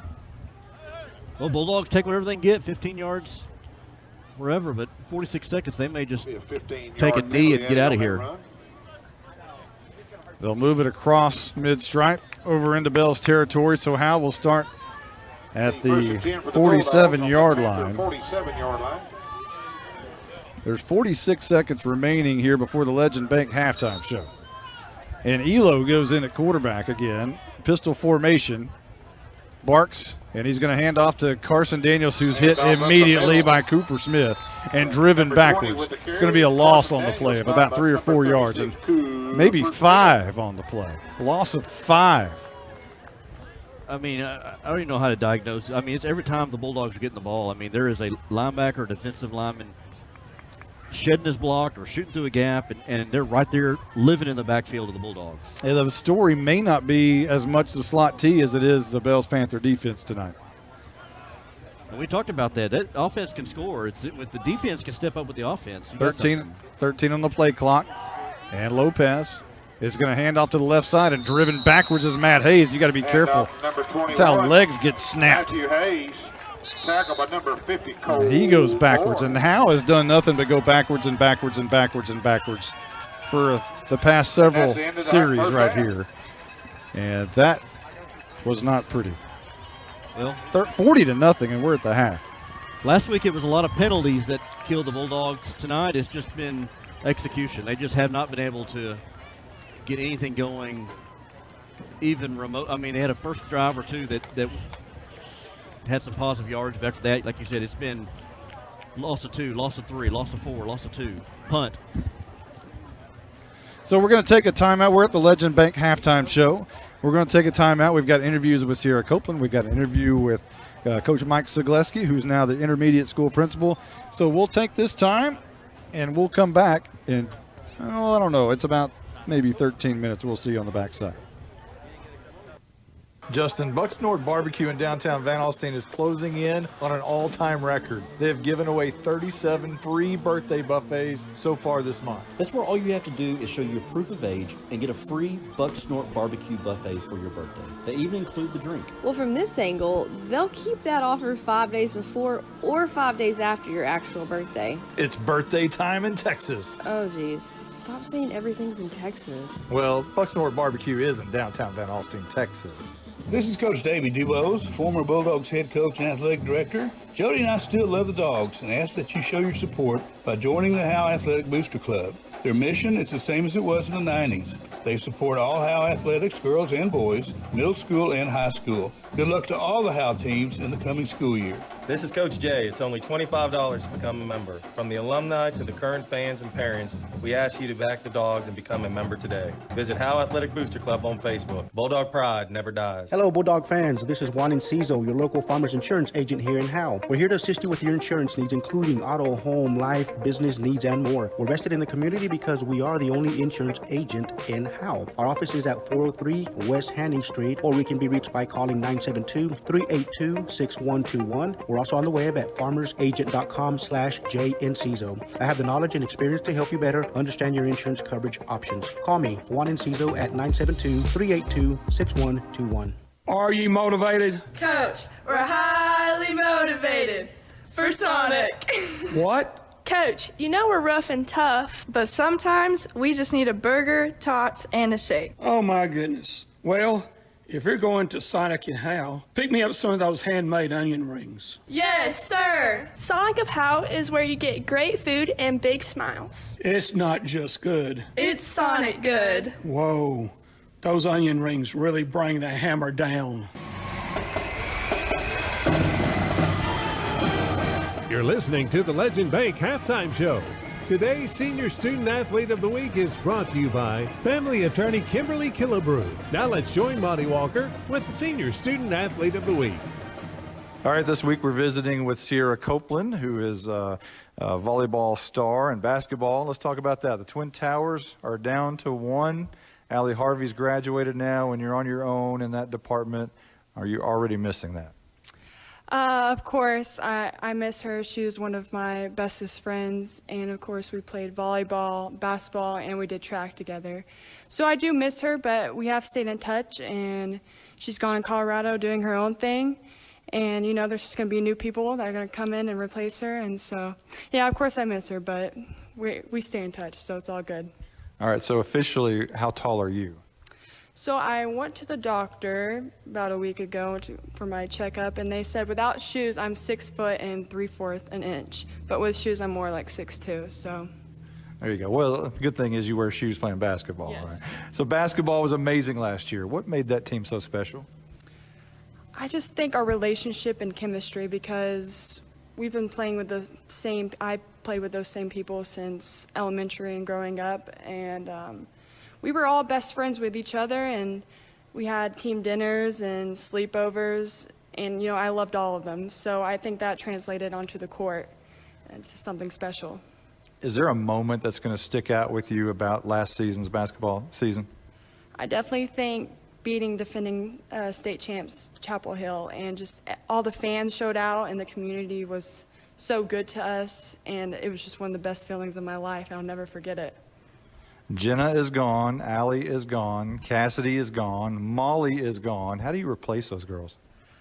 Well, I wouldn't say we replaced them totally, but you know, there's new faces coming in. There's people that were freshmen last year, and they've gotten a whole lot better. And, you know, we just it's a young team for volleyball, but we're definitely, each game we're getting better, and the chemistry is building. So I think we'll be a lot better by the end of the season. Summer basketball, talk about that. So I play with a team called Lone Star Magic. It's based in Dallas. Coach Marty McLendon, and it was great. We thought in the beginning that we weren't going to play because of COVID, obviously, but the organization made it happen, and I played about 7 tournaments, and I love my team, love my coaches, and I think I improved a lot since the beginning of summer, so I'm pretty excited about that. Volleyball, new coach. How's Coach Lopez? Yeah, I love her. You know, I really wanted a coach that, you know, she can talk to us and I can talk to her. And we definitely have that open relationship. And even though she's new, she's been getting input from all the players and translating that. She's really done a lot of what we've asked, you know, but she asked us at the beginning of the season what she could do as a coach that maybe we didn't do last season. And so we're watching film. You know, and she's honest with us. So if we do something bad, she's going to tell us, but she's going to help us. And so, yeah, I really like Coach E. So what is the main difference between this year and last year as far as volleyball is concerned? Well, we have a lot of new players coming in on this year's team. We only have 4 with a varsity experience. And so, like I said, every game we're kind of, building the chemistry, the bond. We're trusting each other more every game. So, yeah, just in practice we go super hard. And from different than last season, of course we lost 5 seniors. But that's what happens. You got to keep the process going. What are some other things you're involved with at Howe High School? So I do volleyball, I do basketball, I'm in student council, I'm in National Honor Society, and I also do field events and track. Senior year, what are some things that you're going to want to accomplish this year? Well, I'm just glad as of now we have a senior year, and so I'm trying to make the most out of it. I want to keep up my grades along with getting some accomplishments in volleyball and basketball. And yeah, I'm just looking to have a time that is unforgettable because, high school is a once in a lifetime thing. And so, yeah, I want to try to be as positive as I can be in my high school career with satisfaction. That is Sierra Copeland, one of Howe High School's greatest athletes. The Athlete of the Week is brought to you by attorney Kimberly Killebrew. If you have legal needs regarding custody, child support, or divorce, call attorney Kimberly Killebrew at 214-432-1595. Today's Senior Student Athlete of the Week is brought to you by family attorney Kimberly Killebrew. You're listening to the Legend Bank Halftime Show. If you've ever been in an automobile accident, who do you trust for your needed repairs? Star Auto Body is Texoma's most trusted body shop, serving all of Grayson County and surrounding counties since 1992. Star Auto Body is locally owned and operated. Services include major collision repairs with or without insurance claims, minor cosmetic repairs, parts replacement, and refinishing. Choose Star Auto Body and Alignments in Howe, Texas, 903-532-5365. Star Auto Body of Howe, Texas.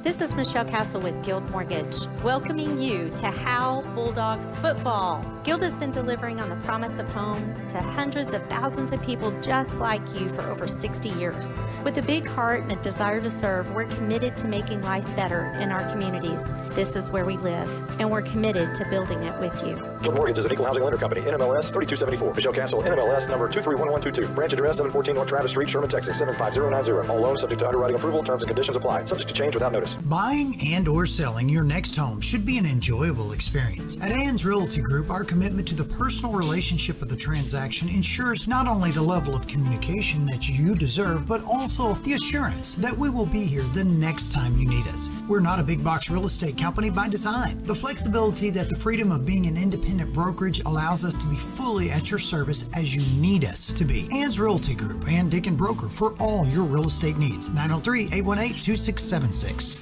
Since 2011, Scoggins Funeral Home and Crematory has walked with hundreds of families through the most overwhelming time of their lives. Their job is simple: to make this season a little easier. What you can expect is a no-pressure, people-first philosophy, custom services for memorials that you'll remember forever, and reasonable pricing. Tommy and Bobby K. Scoggins have built a reputation over the past 30 years in the funeral business for making every family feel at home. Visit ScogginsFuneralHome.com or call 903-482-5225. You're listening to the Legend Bank Halftime Show. Today's Howe ISD Employee Spotlight is brought to you by Wildcat Welding. Now let's join Caroline Slauson with today's Howe ISD Employee Spotlight. I am here with our Howe ISD Employee Spotlight for week 2. Howe, and it took me a minute, Howe Intermediate Principal Mike Sigleski. How are you doing? I'm good. How are you? Well, it took me a minute because congrats on your new job. Thank you. I worked with you last year at the middle school, but now we miss you over there. Yeah, thank you. Middle school is a great place. I always working with everybody there. It's just a great atmosphere. It was always family. Everybody helped each other and everything. So there'll always be things I miss about the middle school. It was a great time in my life for sure. Well, the good news is we're just a couple steps away. Yeah, so that helps. I still see everybody, right? Yeah. I guess the first question is what a year to, because this is your first principal job ever. Yes. What a year to jump into it, but how is this job going so far? Yeah, like you said, it was a different year, so I think, man, was I crazy for doing this? But it's going well. You know, we spent a lot of time with the different procedures and protocols and things like that, working it out, trying to go through what if scenarios of this or that, you know, just planning that. And we're now finally getting into it with the kids and seeing things we had to adjust and all. And they're getting in routine, getting it figured out. We are too. So things are going well right now. Good. Well, I mentioned earlier that we missed you up at the middle school, but I know there's going to be a ton of people tonight who miss you on the sideline. Do you miss coaching? I mean, kind of give and take.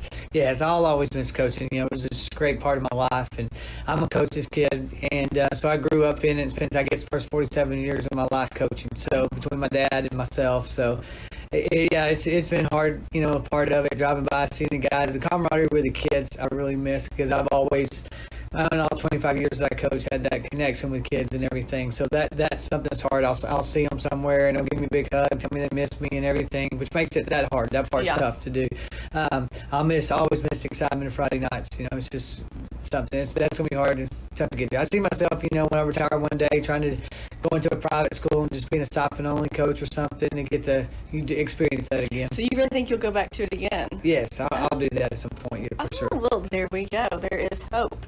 So, just one question about when you think back, you know, 10 years down the road, and you think back to 2020, your first year as a principal, what do you want to remember? What do you want teachers this year to remember about your first year as a principal? That we're building culture, you know, and I try to talk to them about that. You know, growing up in coaching, I'm going to say it that way, I was able to work for Jay Moore, won all the state titles at Salina, and that was the thing. It wasn't about our X's and O's. We were very simple in what we did. It was the culture that he built. So, you know, I've tried to carry that over being a principal, and I tell them all the time I still have the coaching mindset, and, you know, I'm looking to build culture. So I hope they get that out of it, you know, what our slogan is, and, you know, just the culture we're trying to build, that, you know, we're working together as a team to get through this and help each other out. Well, they're lucky to have you. So we'll do rapid fire fun questions. Okay. I'll just ask you this or that, and you just pick the first one that comes to mind. Ice cream cone or snow cone? Oh, snow cone. Okay. All right. Cat or dog? Dog. Okay. Would you rather do laundry or do dishes? Laundry. Me too. Would you, on a road trip, would you rather be the passenger or the driver? Driver. Okay. Like on a long one, or even yes, just anyway, short, long, you're whatever. Driving. Okay. Would you rather play a card game or a board game? Neither. I do not like to play any type of games. You're like, I've had enough of games. I do not do games. Wow. Okay. And you are a big UT fan. Colt McCoy or Vince Young? Always Vince Young. Really? I thought you would say Colt McCoy. Vince Young's the state title, national title winner, so that always Vince Young. Colt McCoy, I will say this, if he doesn't get hurt, we win a second national title, so that would have been a lot tougher. I just knew you would say Colt McCoy. All right, hey, thanks, Coach Gillespie. I appreciate it. Thank you. Today's Howe ISD Employee Spotlight is brought to you by Wildcat Welding. You're listening to the Legend Bank Halftime Show. Cooler heads prevail in football, and for over 50 years, Baker Air Conditioning and Heating have been keeping the Bulldogs cooled off. Not too many have reached 50 years in Howe, but Baker Air Conditioning and Heating have been at 215 North Denny Street since Richard Nixon was president. But there's nothing tricky about Baker Air Conditioning and Heating. They have a great reputation by servicing all brands. If the heat gets to you, call them at 903-532-6255.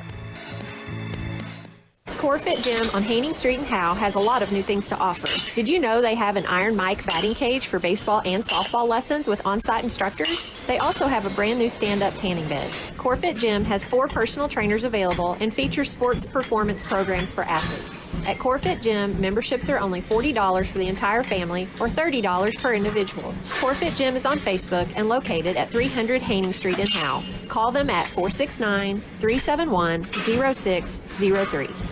Who, why, and how? Who are we? We're Pradera Mobile Home Community. Why live in Pradera? Because of Howe. Howe, Texas, that is. Howe is a small community with an outstanding school district and close proximity to all amenities you need. Pradera Mobile Home Community is tucked away between Highway 75 and Highway 5 near Bulldog Stadium. Our residents love that our community is so clean. They also love their 2 parks and their swimming pool. Pradera Mobile Home Community, 903-532-0014. Get to B-Dubs on Thursdays for buy one, get one free boneless wings. Or as we like to say, 100% more wings. That's right. When you buy boneless wings on Thursdays, you get the same amount of wings for $0.00. Basically, the second order is 100% off. So get here for buy one, get one free boneless wings on Boneless Thursdays. Buffalo Wild Wings. Roar! Buy one, get one of equal value free. Dine in at participating locations. Takeout is limited and may vary by location. Size exclusions may apply while supplies last. Limit one offer per customer. Not valid with any other coupon. You're listening to the Legend Bank Halftime Show.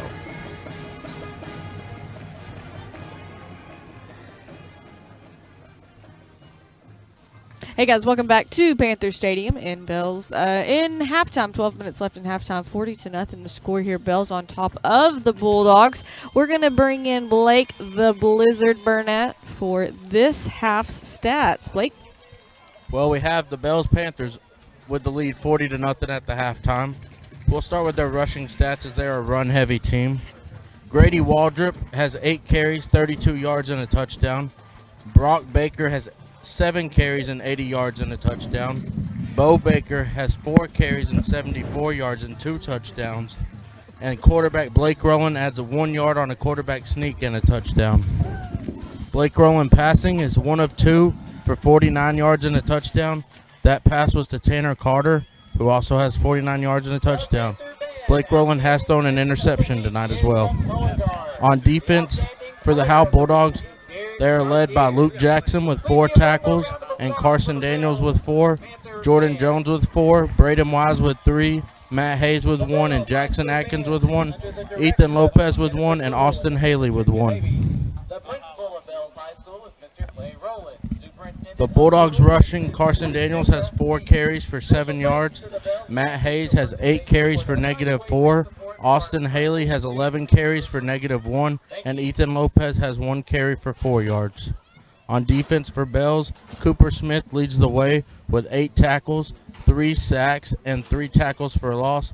Drake Stevens adds 5 tackles and a sack. Cole Moore, 3 tackles. Aiden Brown, 3 tackles. Landon Morse, 3 tackles. And Bo Baker, 3 tackles. And that's how we got the first half tonight, ladies and gentlemen. That's it. All right. So looking at some scores around the area from our district and then some scores you may be interested in. Van Alstyne and Bonham tonight. With just 50 seconds left in the first half, 51-8. Van Alstyne on top of the Warriors in that one. Reigns in Edgewood, playing in Edgewood tonight. Reigns on the road, 31-21. Almost half, just a minute 24 left in the second quarter, 31-21. Reigns beating the Bulldogs in that game. SNS and Callisburg. SNS on the road in Callisburg tonight. We were there last week. 7-0. SNS on top of Callisburg in that one. So a good game going on that I know a lot of people are interested in. Gunner at on the road tonight in Pottsboro. 20-7. It is the start of the half. Pottsboro winning against Gunner right now, 20-7. Honeygrove on the road in Whitewright tonight at halftime, 24-8. Whitewright on top of Honeygrove. Leonard and Commerce playing tonight. That game I'm seeing on my system is postponed. I'm not sure what's going on there, but that's what I got. Prairieland and Tom Bean tonight, 21-0. 6 minutes, 6 seconds left in the second quarter. Prairieland on top of Tom Bean in that one. 40-0 here at Bells Stadium, Panther Stadium. Bells winning against Howe. We'll be back with some more highlights from this first half right after this message. This is Michelle Castle with Guild Mortgage, welcoming you to Howe Bulldogs football. Guild has been delivering on the promise of home to hundreds of thousands of people just like you for over 60 years. With a big heart and a desire to serve, we're committed to making life better in our communities. This is where we live, and we're committed to building it with you. Guild Mortgage is an equal housing lender company, NMLS 3274. Michelle Castle, NMLS number 231122. Branch address 714 North Travis Street, Sherman, Texas 75090. All loans subject to underwriting approval. Terms and conditions apply. Subject to change without notice. Buying and or selling your next home should be an enjoyable experience. At Ann's Realty Group, our commitment to the personal relationship of the transaction ensures not only the level of communication that you deserve, but also the assurance that we will be here the next time you need us. We're not a big box real estate company by design. The flexibility that the freedom of being an independent brokerage allows us to be fully at your service as you need us to be. Ann's Realty Group, Ann Dick and Broker for all your real estate needs. 903-818-2676. Since 2011, Scoggins Funeral Home and Crematory has walked with hundreds of families through the most overwhelming time of their lives. Their job is simple: to make this season a little easier. What you can expect is a no-pressure, people-first philosophy, custom services for memorials that you'll remember forever, and reasonable pricing. Tommy and Bobby K. Scoggins have built a reputation over the past 30 years in the funeral business for making every family feel at home. Visit ScogginsFuneralHome.com or call 903-482-5225.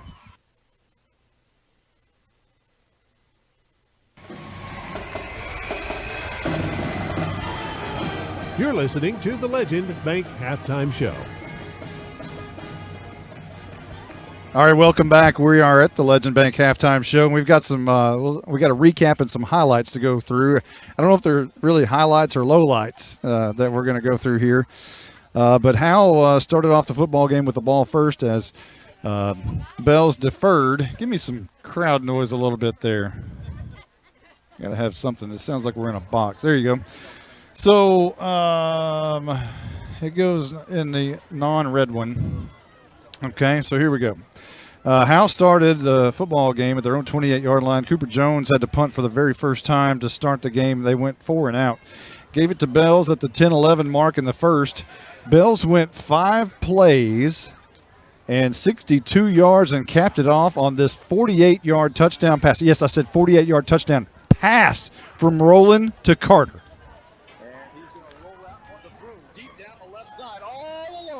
There he is, making the catch at the 20. Also, I forgot to mention is the wide receiver Tanner Carter, 6'3", 180 First up, we have Madeline. Okay, so we are going to need to work on some kind of audio right there. Maybe the tape button is, I'm not sure. We'll have to figure out that tape button. I think there's a tape button that needs to go down. Also, the cheerleader of the week is Amy Laura. So we'll try that. Okay, so here we go. That was a 48-yard touchdown from Roland to Carter. 5 plays, 62 yards. If nothing else, we can turn the volume up on that player there. And that made it 6-0, 8:38 left to go in the first quarter. Howe got the ball at the 8:35 mark at their own 25-yard line. Kept it for a long time. 13 plays, in fact, but they turned it over on downs to Bells with the 3:13 mark at their own 19-yard line. And they took 5 plays, 81 yards, and made it 13-0 on this Brock Baker touchdown. This is out left side. Baker looking for the edge, and he's in.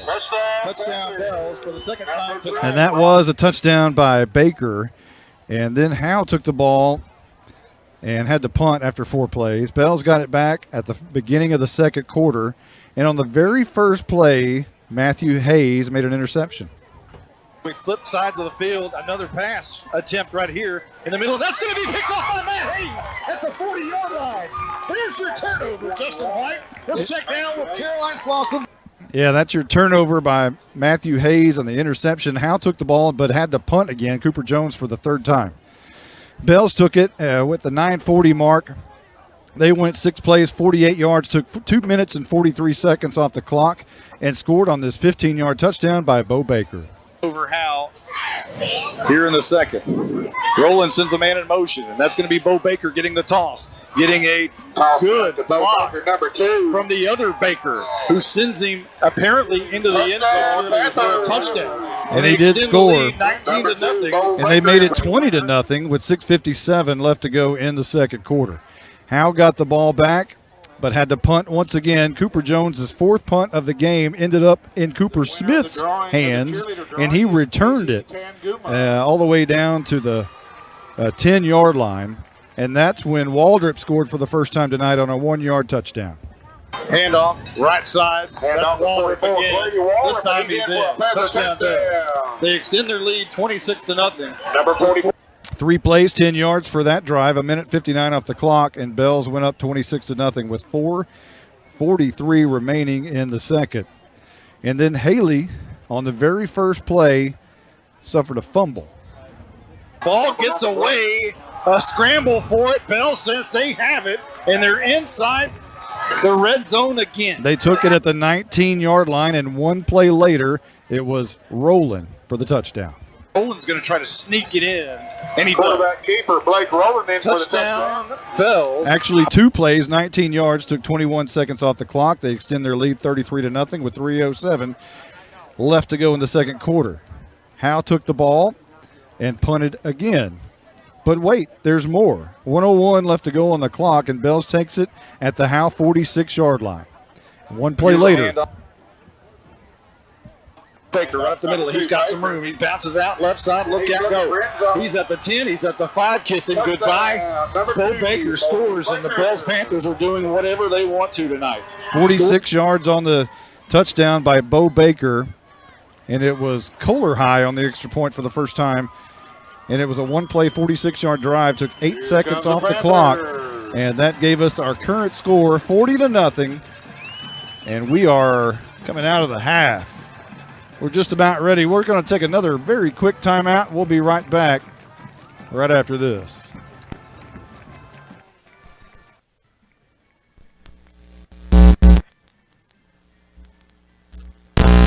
And tough, but sometimes we just need a burger, tots, and a shake. Oh my goodness. Well, if you're going to Sonic and Howe, pick me up some of those handmade onion rings. Yes, sir! Sonic of Howe is where you get great food and big smiles. It's not just good. It's Sonic good. Whoa, those onion rings really bring the hammer down.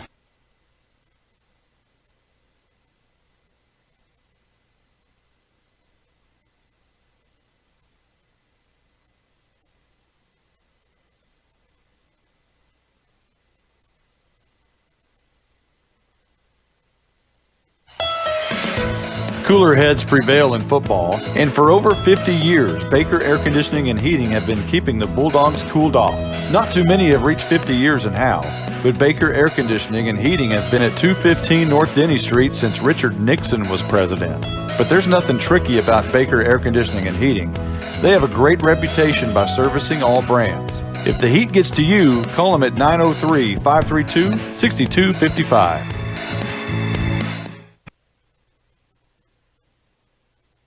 You're listening to Howe Bulldogs football on HoweEnterprise.com. Not a member of FDIC. Not an equal housing lender. Fake license number 867-5309. Howe, Portland, Seattle. Is it top of the hour? What time is it?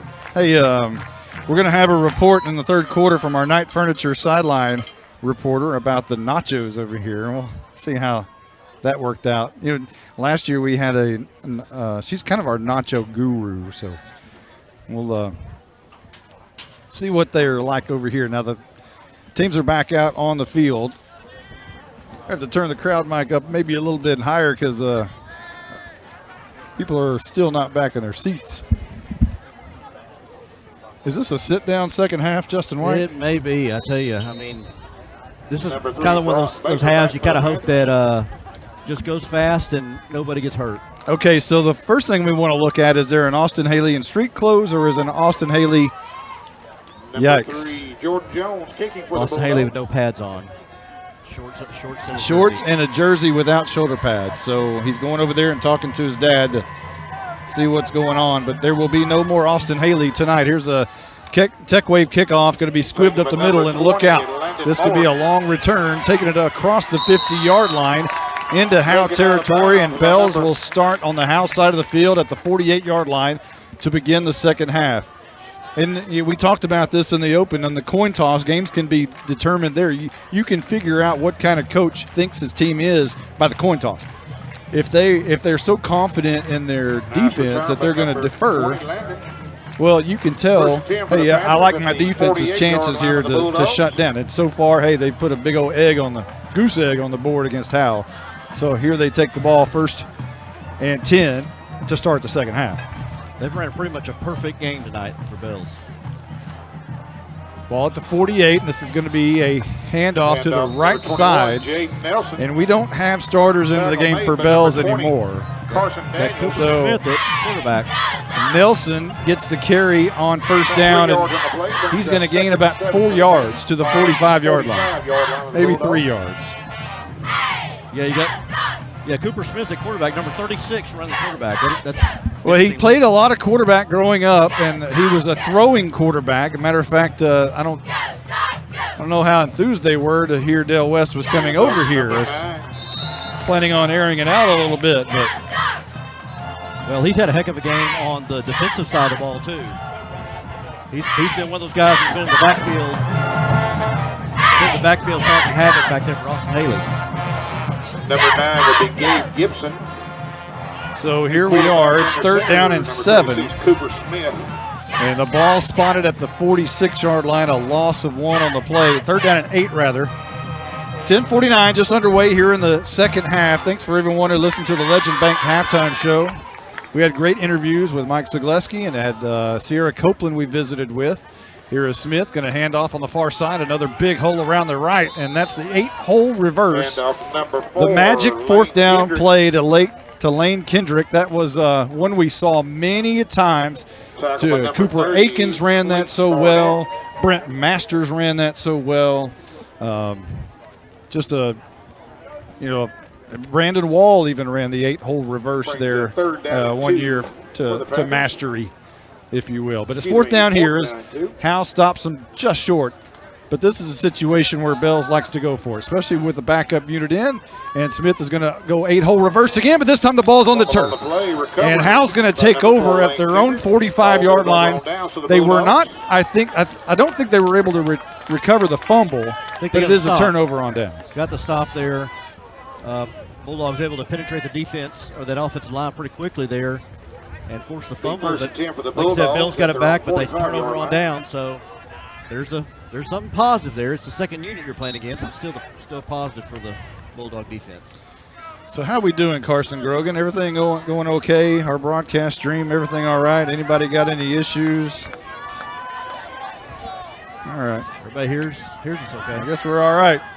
9:57 on the clock. Moving left to right is Howe with their first possession as Elo into the game at quarterback, and he's going to lose 3 or 4 yards.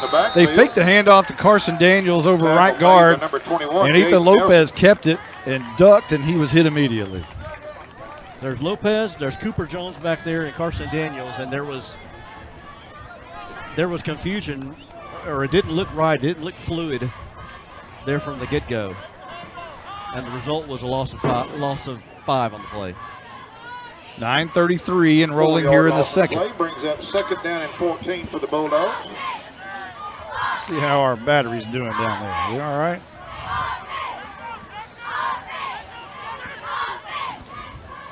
Here is Ethan Lopez. Turns around, hands off Carson Daniels, and he struggles as he had a defender around his ankle.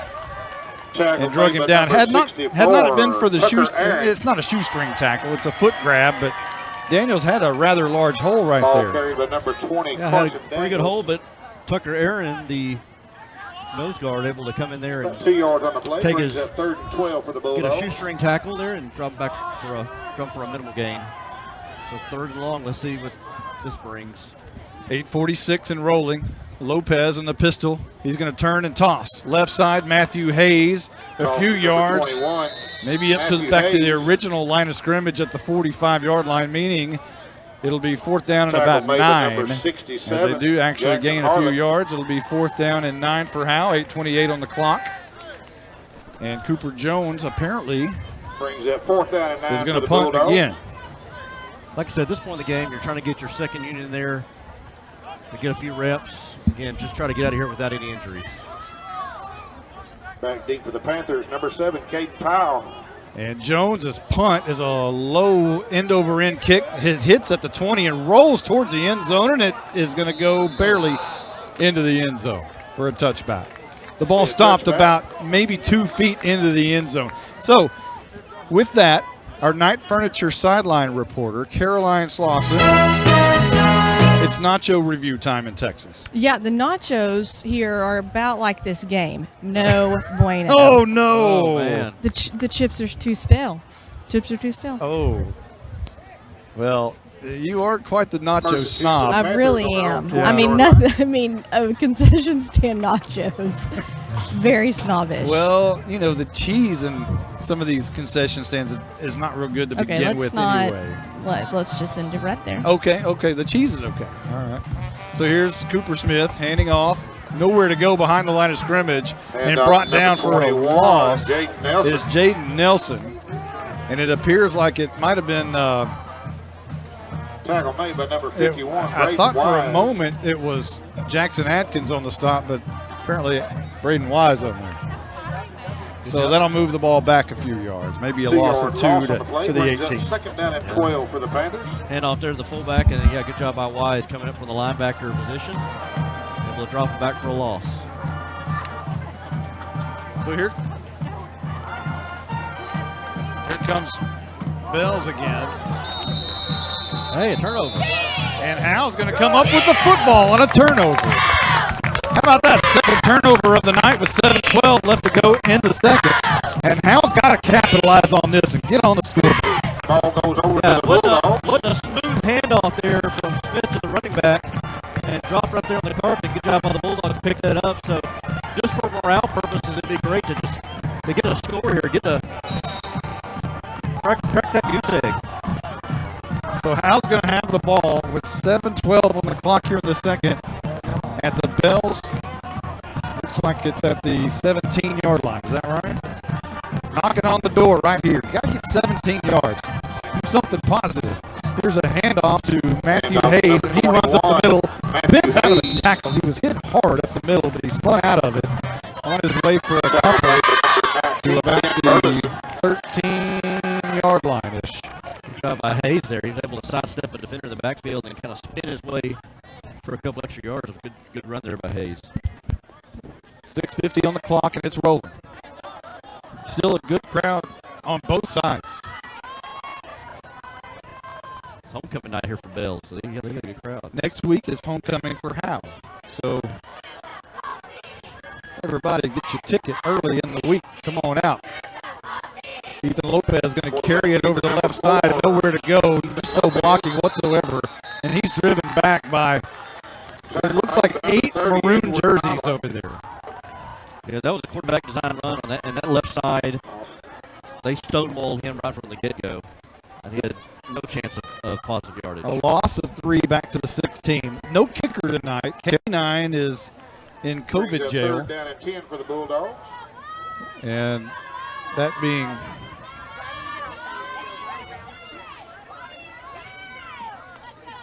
actually, what's wrong? Well, I was looking over here at the, well, here we go. All right. Lopez, pistol, and wanting to roll out right, looking to throw, has Cooper Jones caught at the 10, and he is drugged down right at the 10, and a late hit, and a flag is down.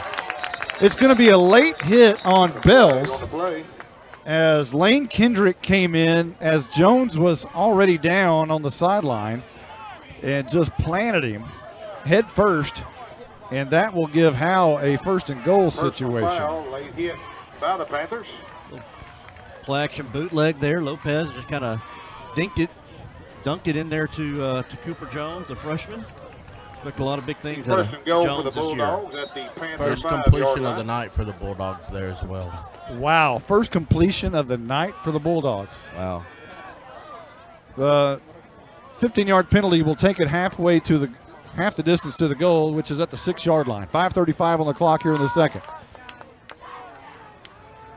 A bunch formation and a snap is going to go to Lopez and a handoff to Hayes, who had the corner but slipped down at the 5-yard line.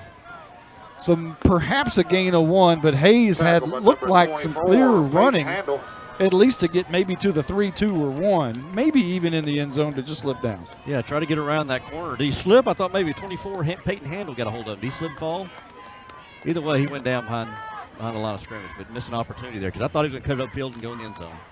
So ball at the 5, second down and goal from the 5. Lopez is going to try to roll out of the pocket to the left side. He cuts it up, spins out of the tackle. Is he in? It's touchdown time in Texas for Howe for the first time tonight. 4:47 left to go in the third, and Ethan Lopez, Elo scores around the left side. I'm not sure that was the way it was drawn up. He got the snap, and he just kind of ran for his life. There was nobody blocking on that left side. He just tried to outrun the Bills defense and able to dive in for the touchdown, the first score of the night for the Bulldogs. Yeah, for sure, a busted play.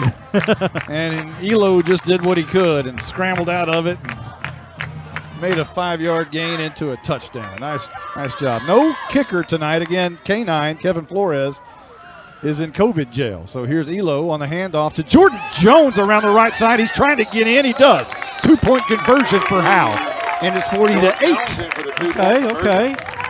Little jet sweep there to Jones. And Jones able to, with extra effort, able to get the 2-point conversion. We're going to take a quick timeout. We'll be right back right after this.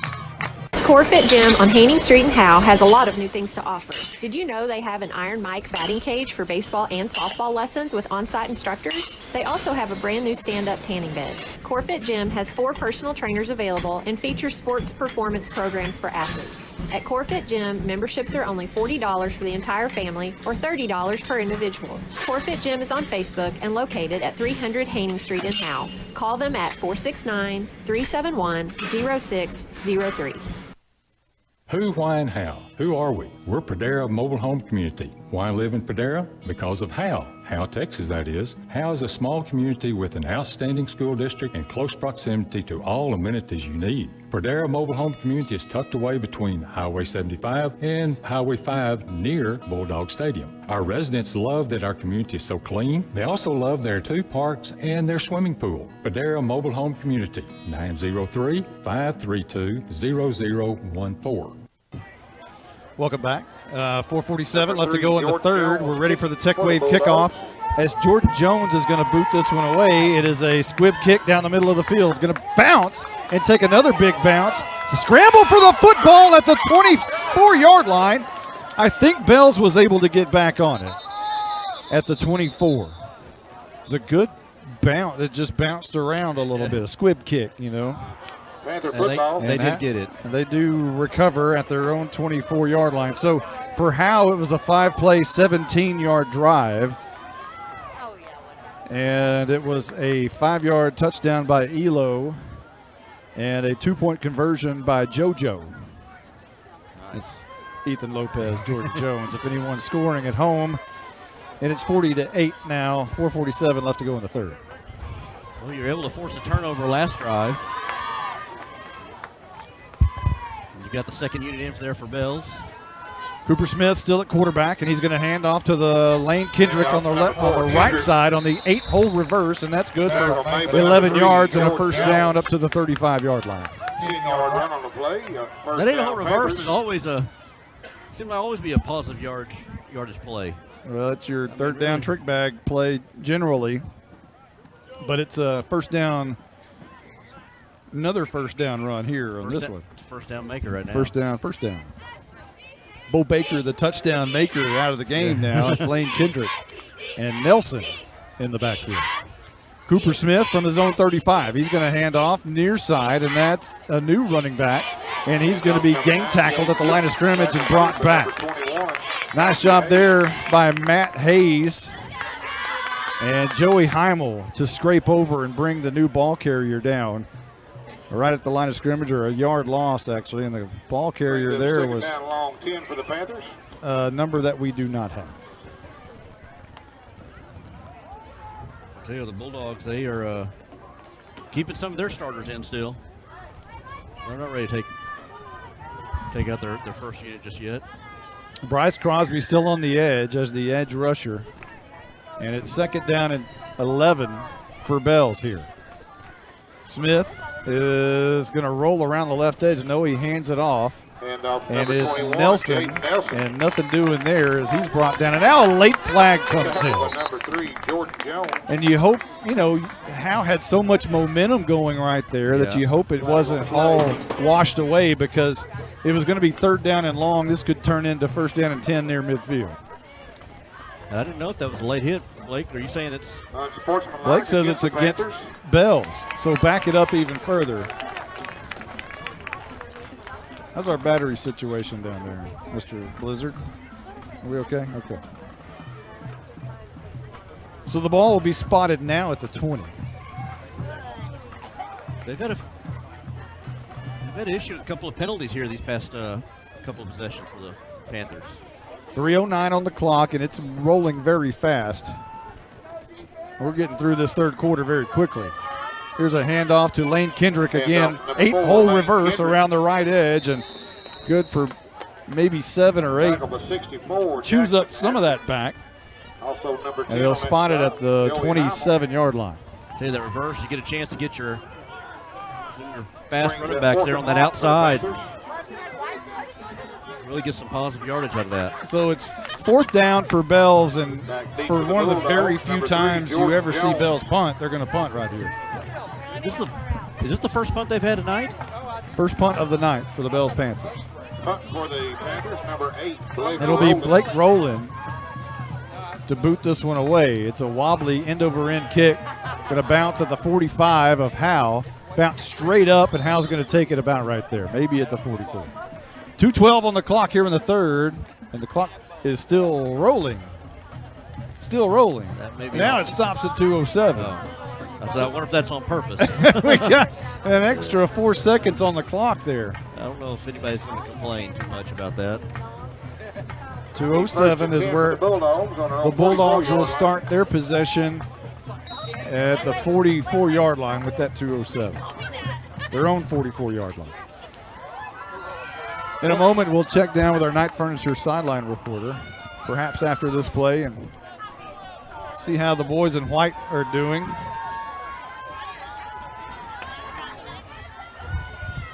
Elo at quarterback with Carson Daniels behind him, man in motion, and this is going to be a quarterback keeper around the left side as Lopez will get it near midfield at the 49-yard line. A nice pickup there. About 5 yards. Brown with the stop. We got a player down for Bells, looks like. Official timeout. Or maybe no, that's Howe. Maybe Lopez down. Well, who's their quarterback if Elo is out? That's a good. Because I would say it's Jordan Jones. It may have to be. It may be Cooper Jones. Well, Jordan Jones is running over there. This may be a cramp. Well, let's hope it's nothing very serious. This is week 2, which is always cramp week. Always. And they are tending to, I think that is Ethan Lopez. Is that not right? I believe so. It is Ethan. So they're trying to work out a cramp, it appears. Let's take a quick timeout. We'll be right back right after this.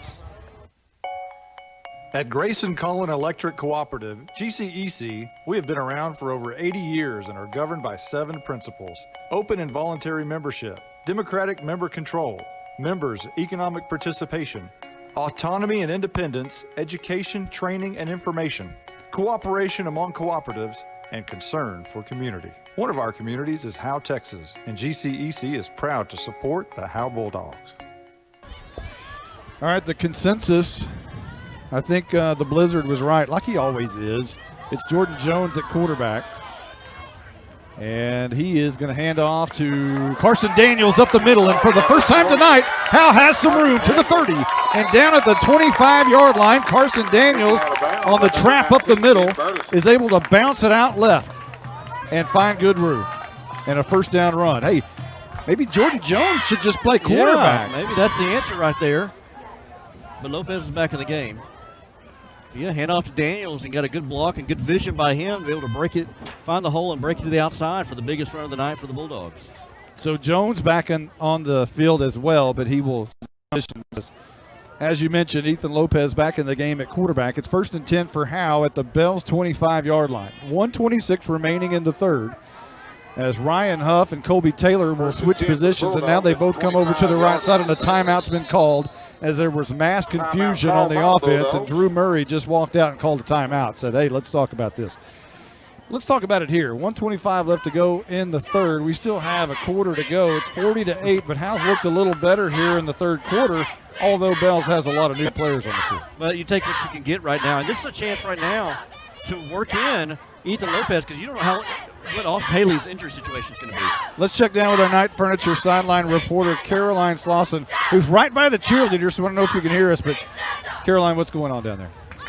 Hey guys, so some good news. Austin Haley just doesn't feel well, so nothing too serious, just isn't feeling good.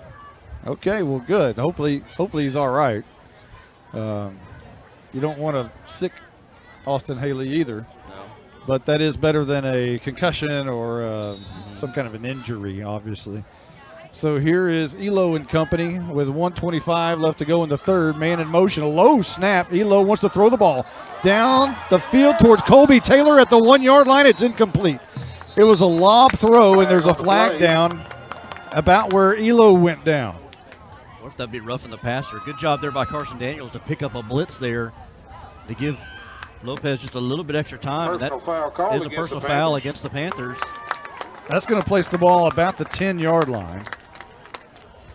And he lost that ball up there to Colby Taylor, and Taylor did a good job of kind of playing defensive back, trying to knock that ball away so they didn't intercept it. Yeah, I was really worried when the ball went up in the air for a moment, but they're actually going to place the ball at the 12. And Colby Taylor, who had a great first half in Callisburg last week, has been kind of quiet tonight. They haven't been able to get the ball to him. Huff will split out wide to the right. Jordan Jones dots the I in the pistol formation with Carson Daniels behind him, and Jones is going to get the carry right side. He's quick, bounces into a fender down to the 6-yard line, and Jones could be the spark plug that Howe's looking for in that backfield. They have not got the ball to Jones very often, and Jones kind of looked like Jalen Thornton right there, kind of not threading his way through the defensive line there. JoJo on the move to the 5-yard line. 39 seconds on the clock, 25 on the game clock. Howe's going to snap it right here. At least one play left in the third. JoJo again dots the I behind Carson Daniels. Elo, the quarterback, in the pistol. Shotgun, and this is going to be a handoff to Carson Daniels. Met at the line of scrimmage. Bounces out to the right side, has his feet cut out from under him at the 5. A nice tackle there, or he would have gone perhaps to the near corner of the end zone. It was Keaton High who just put his shoulder pads at Carson Daniels' legs. Daniels broke one tackle and just couldn't get away from High. Yeah, he did a good job there. Almost was able to get around that corner. 5th play of the drive for the Bulldogs. Final play of the quarter. As that's the end of the fourth quarter. And that brings us Howe to the end of trails the third Bells quarter. 40-8. We'll be right back right after Bulldogs this. 8. Get to B-Dubs on Thursdays for buy one, get one free boneless wings. Or as we like to say, 100% more wings. That's right. When you buy boneless wings on Thursdays, you get the same amount of wings for $0.00. Basically, the second order is 100% off. So get here for buy one, get one free boneless wings on Boneless Thursdays. Buffalo Wild Wings. Roar! Buy one, get one of equal value free. Dine in at participating locations. Takeout is limited and may vary by location. Size exclusions may apply while supplies last. Limit one offer per customer. Not valid with any other coupon. Are you motivated? Coach, we're highly motivated for Sonic. What? Coach, you know we're rough and tough, but sometimes we just need a burger, tots, and a shake. Oh my goodness. Well, if you're going to Sonic and Howe, pick me up some of those handmade onion rings. Yes, sir. Sonic of Howe is where you get great food and big smiles. It's not just good. It's Sonic good. Whoa. Those onion rings really bring the hammer down. Welcome back. We're into the fourth quarter now. I think somebody told me I said it was the end of the fourth quarter, but we are now into the fourth quarter. And here is Elo from the 5-yard line, and he punches it in. It's touchdown time in Texas. Howe on the board again on the first play of the fourth quarter. It's 40-14, awaiting this 2-point conversion coming up with 11:55 remaining in the game. Good blocking up front, good blocking there by Daniel to help create a hole as well. And Lopez with the keeper in his second touchdown of the night. Maybe there's a chance. Maybe. Your hit exterior scoring drive recap. 5 plays, 44 yards for the Bulldogs. Took 2:07 off the clock. by the way. High snap. Lopez is going to run again. Same play, right side behind the right guard, and he's in. 2-point conversion for Howe. So it's 40-16 Bulldogs. We'll take a timeout. We'll be right back right after this. Justin, Bucks North Barbecue in downtown Van Alstyne is closing in on an all-time record. They have given away 37 free birthday buffets so far this month. That's where all you have to do is show your proof of age and get a free Bucks North Barbecue buffet for your birthday. They even include the drink. Well, from this angle, they'll keep that offer 5 days before or 5 days after your actual birthday. It's birthday time in Texas. Oh, geez. Stop saying everything's in Texas. Well, Bucks North Barbecue is in downtown Van Alstyne, Texas. Welcome back. 11:54 left to go in the game, and Ethan Lopez has just come on board to score 2 touchdowns here recently. That one, a 5-yard touchdown from the quarterback position. Capped off a 5-play, 44-yard drive. That is your hit exterior scoring drive recap. Brings it 40-16 after the ELO 2-point conversion. So it's ELO time in Texas. 11:54 left to go in the game, and your Tech Wave kickoff is in the air. And it's going to be a bounce at the 25-yard line. And a scramble for it at the 35. And apparently Bells was able to get back on this one again, but still another scramble. The officials have already said it's Bells' ball, and now flags come in late. And Drew Murray was looking down there because there was still a scramble for it. He indicated that there had not been possession made, but the officials had already signaled Bells. So it's Bells' ball at the 35. I believe the penalties will be offsetting. Unsportsmanlike against Howe. Unsportsmanlike against Bells. They offset. Blake is always right. The Blizzard is always correct, except in his predictions. Well, I take that back. He's normally always right in his predictions, but tonight was a little. It was with the heart.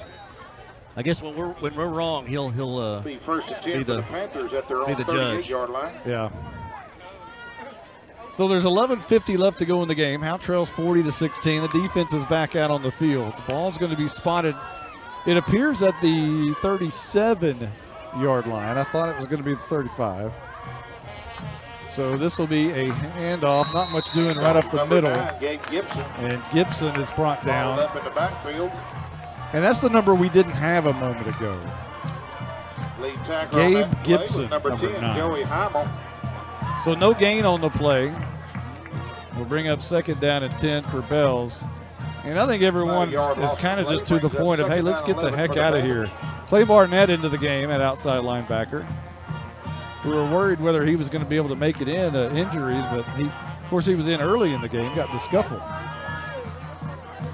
This is a new quarterback into the game, and he's going to run around. That's actually Rowland back into the game at quarterback. And another gain up to number 2, Bo Baker. maybe Baker, the first team back in.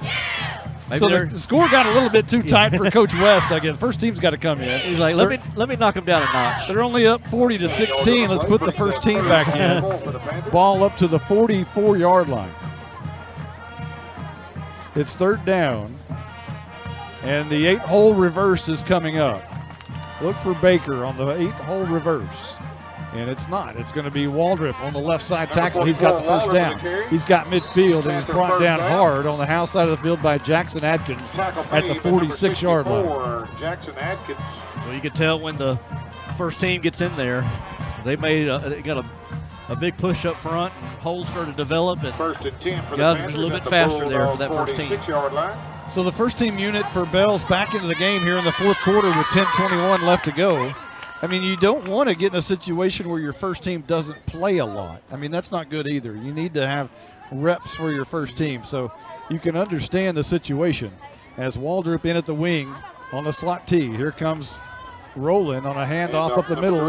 And that's Brock Baker for another first down. Tackled by number 30. At about the 35-yard line and house side of the field. 9:59 left to go. Baker right up the middle. He's so small, though, it's almost hard to find him there amongst the big linemen, and he's able to squeeze his way almost for a first down. Looks like he did get the first down.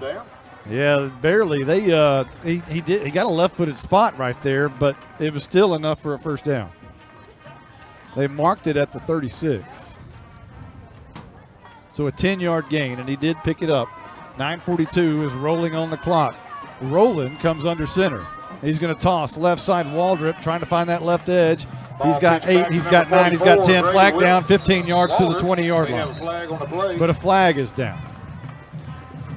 I wonder if that's going to be on the offense, maybe a hold. You would think in a situation like that, yeah, it looks like some kind of a block below the waist or a hold. That usually when a flag is thrown from that angle, it's block below the waist. There you go. You called it. You're a mini blizzard. I'm learning. I'm under his tutelage. So that'll move him back. Let's see where they spot this thing. Spot foul. That's 105 yards and penalties for Bells. Ooh, you got to clean that up. They'll back it up near midfield at the 47. No. 43-yard line. And right? a lot of their penalties are personal foul, block below the waist. I mean, they're of the 15-yard variety. So you're playing anybody but Howe. Penalty brings up first and 17 really for put the you on the Panthers. 8 ball. Rolling under center, and this is the first team back out, remember. Oh, almost a great play in the backfield. Slips away from Jaron Grisham, but another slip away. A great block by Bells, but finally brought down is Baker behind the line of scrimmage for a big loss. But telling you, Jaron Grisham had him in his grasp for a moment. He just barely slipped away. Barely slipped away, and then Caleb Hicks came in, and he was almost able to bring him down. And so Baker lucky he got back to where he was. One of the Bulldogs, I couldn't tell which it was just blindsided with a great block in the middle of the line right there. But they'll bring it back to the 46-yard line. But that was good pursuit by the Bulldogs. Good job there, shed their blocks. 7th play of the drive for Bells. Toss left. Waldrop left side looking for the edge. Got the edge. He's got more than that. He's got the 25. Only Jordan Jones to beat. He got a great block. But Jones somehow makes the tackle inside the 5. Give Jordan Jones a lot of credit for fighting off the block in order to get to the ball carrier. Tanner Hayes was leading the way. Doing everything he can to keep Jones away. Jones did a good job avoiding him and taking down was that Waldrop? It was Waldrop. Taking him down, and we got a Bulldog down. Right at where the tackle was made, so that could be JoJo. That is. And he is trying to get to his feet. And he goes back down as Ricky Ake approaches. And I think it's going to be another cramp. So the pickle juice needs to come out. Looks like there was a flag on that play as well. So that's coming back, yeah. But anytime you go for a long run like that on the second week of the season, it's still humid. The cramps are just going to get you. It happens every year. It does. Around this time.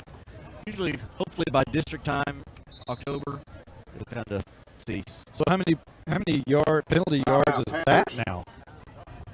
That would be 115. So that was just a 10-yard holding penalty. Wow.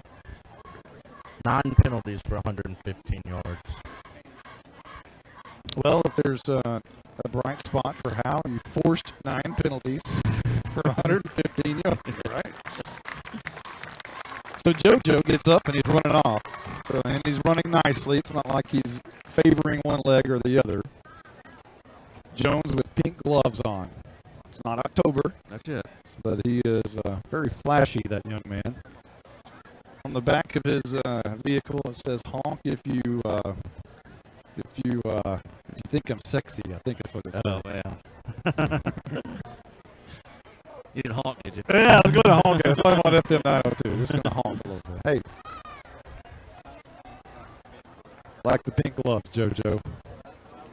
So that'll bring the ball back to the 46-yard line, and Bells will have it there. As we're waiting, we had a timeout. So Howe's talking about it. Bells is talking about it. The officials are sitting there just conversing. It's 8:18 left to go in the game. And I know both teams kind of want to just kill this thing and get on out of here, but brings up second and long. There was some lag time. So now it's second down and 21 for Bells, heading left to right, which is towards the north end zone.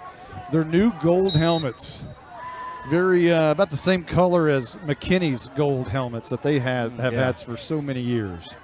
So second down and 21 from the 46-yard line. Rowland is going to toss near side, and that's Baker. And he can't escape the great tackle by, who is that? Ooh, that's a nice tackle out there. That is Caleb Warmond, the junior. Warmond did a good job there coming from the secondary. Come slicing through there and able taking it back in the backfield. So a loss of 1 on the Warmond tackle. It's third down and 22. The clock is rolling at 7:46 left to go in this game. And remember, we have the Ann's Realty Group postgame show coming up after this.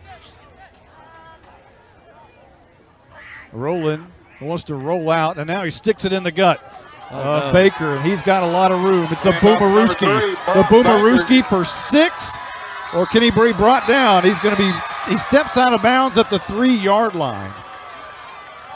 And that's Brock Baker. And he was tackled by Joey Heimel, who forced him out of bounds at the 3. And Baker says, no, I got in the end zone.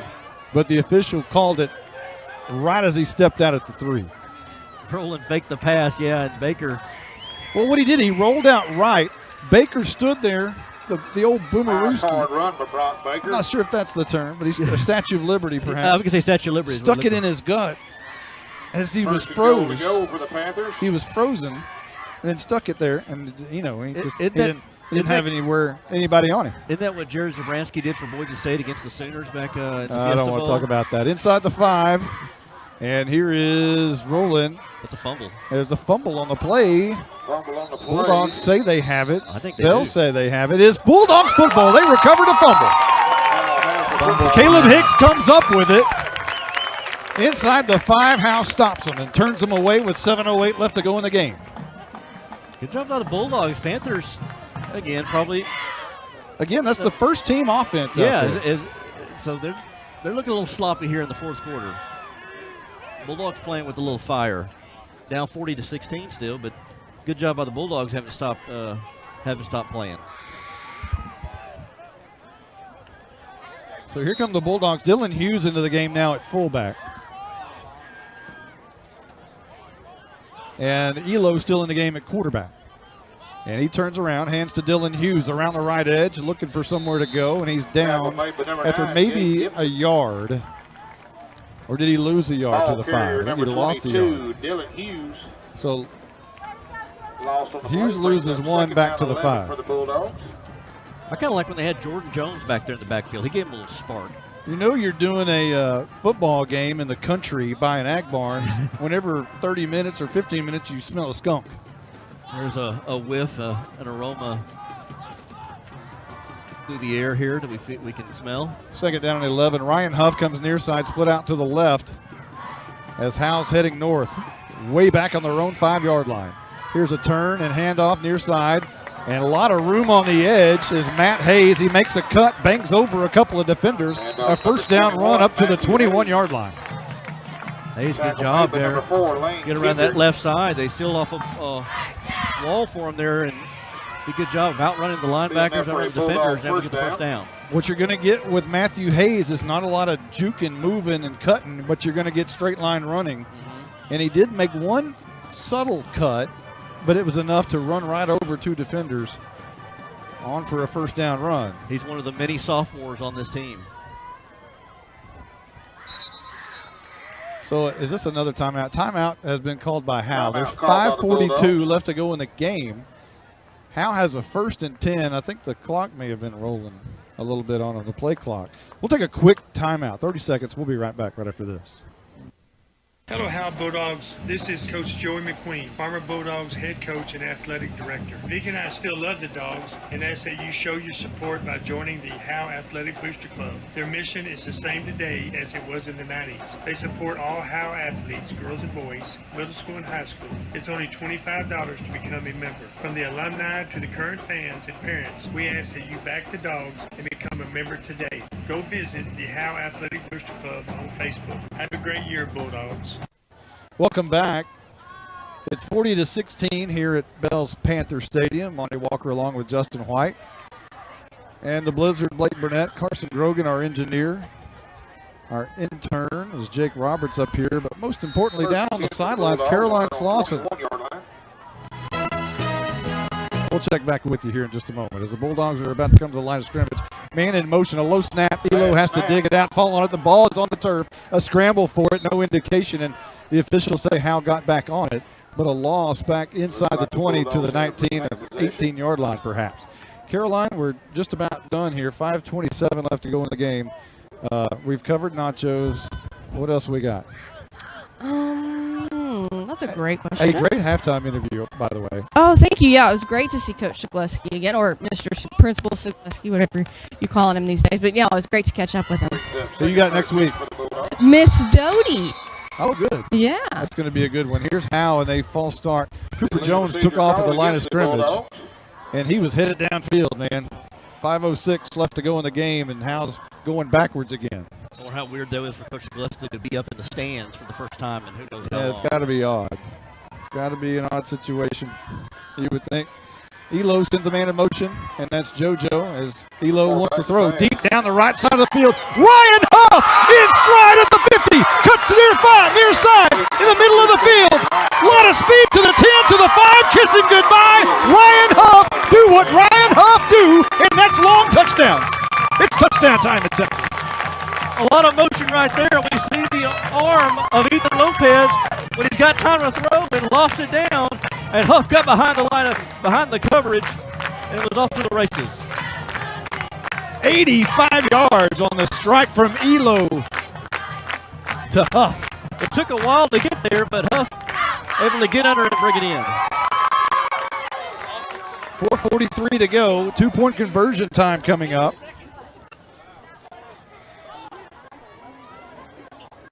It was a 4-play drive for Howe that went 94 yards. Lopez is going to run it over left tackle. Fighting, churning. He's in. 2-point conversion for Howe. And somewhat respectable on the scoreboard now, at least. It's 40-24 with 4:43 remaining as the Blizzard says, hey. He was ignoring me earlier, saying there's no chance, but now it's down. They're down by 16. So you're saying there's a chance? Maybe. We're going to take a quick timeout. We'll be right back right after this. Hello, Bulldog fans. This is Juan Enciso, your local farmers insurance agent here in Howe. We're here to assist you with your insurance needs, including auto, home, life, business needs, and more. We're vested in the community because we are the only insurance agent in Howe. Our office is at 403 West Hanning Street, or we can be reached by calling 972-382-6121. We're also on the web at farmersagent.com/JEnciso. I have the knowledge and experience to help you better understand your insurance coverage options. Call me, Juan Enciso, at 972-382-6121. The Blizzard, I think he had something to say. What'd you have there? Did you have anything? I think he did. What do you got, Blizzard? At this point, anything's possible. Anything's possible. 4:43 remaining in the game. Howe just scored on an 85-yard touchdown from Elo to Huff. Coach Jay's not coaching like the game's over. No, he's not. 4 plays, 94 yards for Howe on the drive. And it took a little over 2 minutes. Here's another bounding kick. This one is going to be falling on. Thought for a minute he was going to do a push-up. He almost did. That was Carter who recovered it for Bells just outside the 30-yard line at about the 33, and that's where they will start this next possession with 4:42 on the clock. Got a flag. I think it was offsides on the Bulldogs.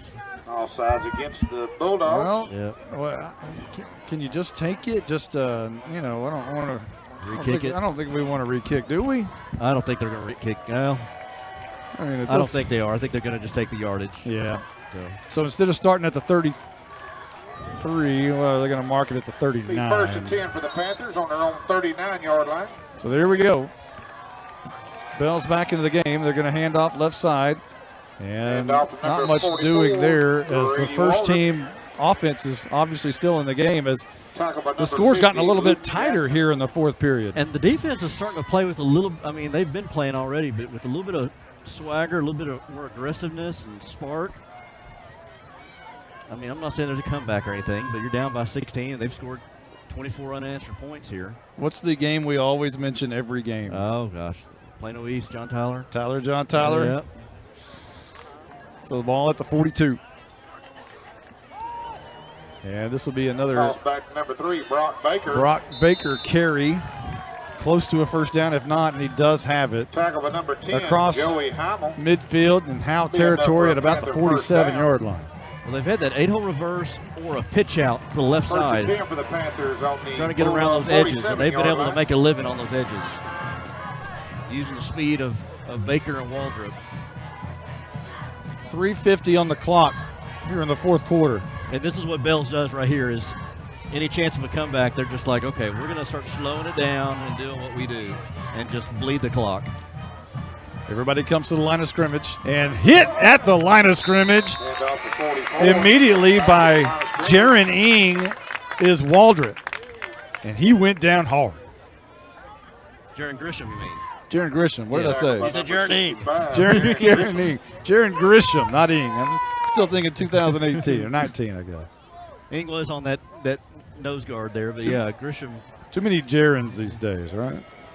But Jaron, yeah, good job. Came off his block, came off that ball, and smacked the ball carrier back there in the backfield. Loss of 1. Ball at the 47. Second down and 10 coming up. Bells hustles to the line of scrimmage, and they're going to give it on the near side, Brock, and that's a great play by Jordan Jones, who rides him out of bounds. Nice play, and they keep their cool on the near side because that could have got a little testy, but a nice job by Jones and Brock. Now they're mouthing at each other. Oh, yeah. They're talking to each other. Actually, Brock turned around and was talking to him, and Jones just starts clapping with his pink gloves. 2:34 left to go in the game, and a great play by JoJo. There's a lot of misdirection, a lot of players going every which way, and Jones wasn't fooled by at all and stayed there with Baker and escorted him out of bounds. And Baker, as you said, kind of mouthing back. They do have the lead. And Jones is just looking at the Howe sidelines and making the motion as he's just jawing, makes the motion with his hands. So here's a toss. Waldrop left side on the far side, headed north. He's got a first down and more. He's got the 25-20. Chased down by Jones at the 5, and he brought him down at the 1, but he's in. Touchdown Bells. And a lot of celebration right there over Jordan Jones in the end zone. And they extend the lead 46-24 with $1:57 left to go in the game. And JoJo may have cramps again about 2 yards deep in the end zone on the far side, near where he was a moment ago, but he gets back up. That was a long run for Jones to try to chase him down, and he did, but got him at the 1 yard line. Jones is coming from the opposite end of the field. Not able to get him at the 1, but not enough. So the PAT extra point is for good, Kohler High 51. is Kohler good. High. It makes it 47-24. Bells in the lead. There's 1:57 left to go in the game. We'll keep it right here. Well, Bells did what, like I said, did what they do and bleed the clock there and put the final nail in the coffin here for the Bulldogs with that one. 5 plays, 61 yards on the hit exterior scoring drive recap. And it took 4 minutes and 46 seconds off the clock.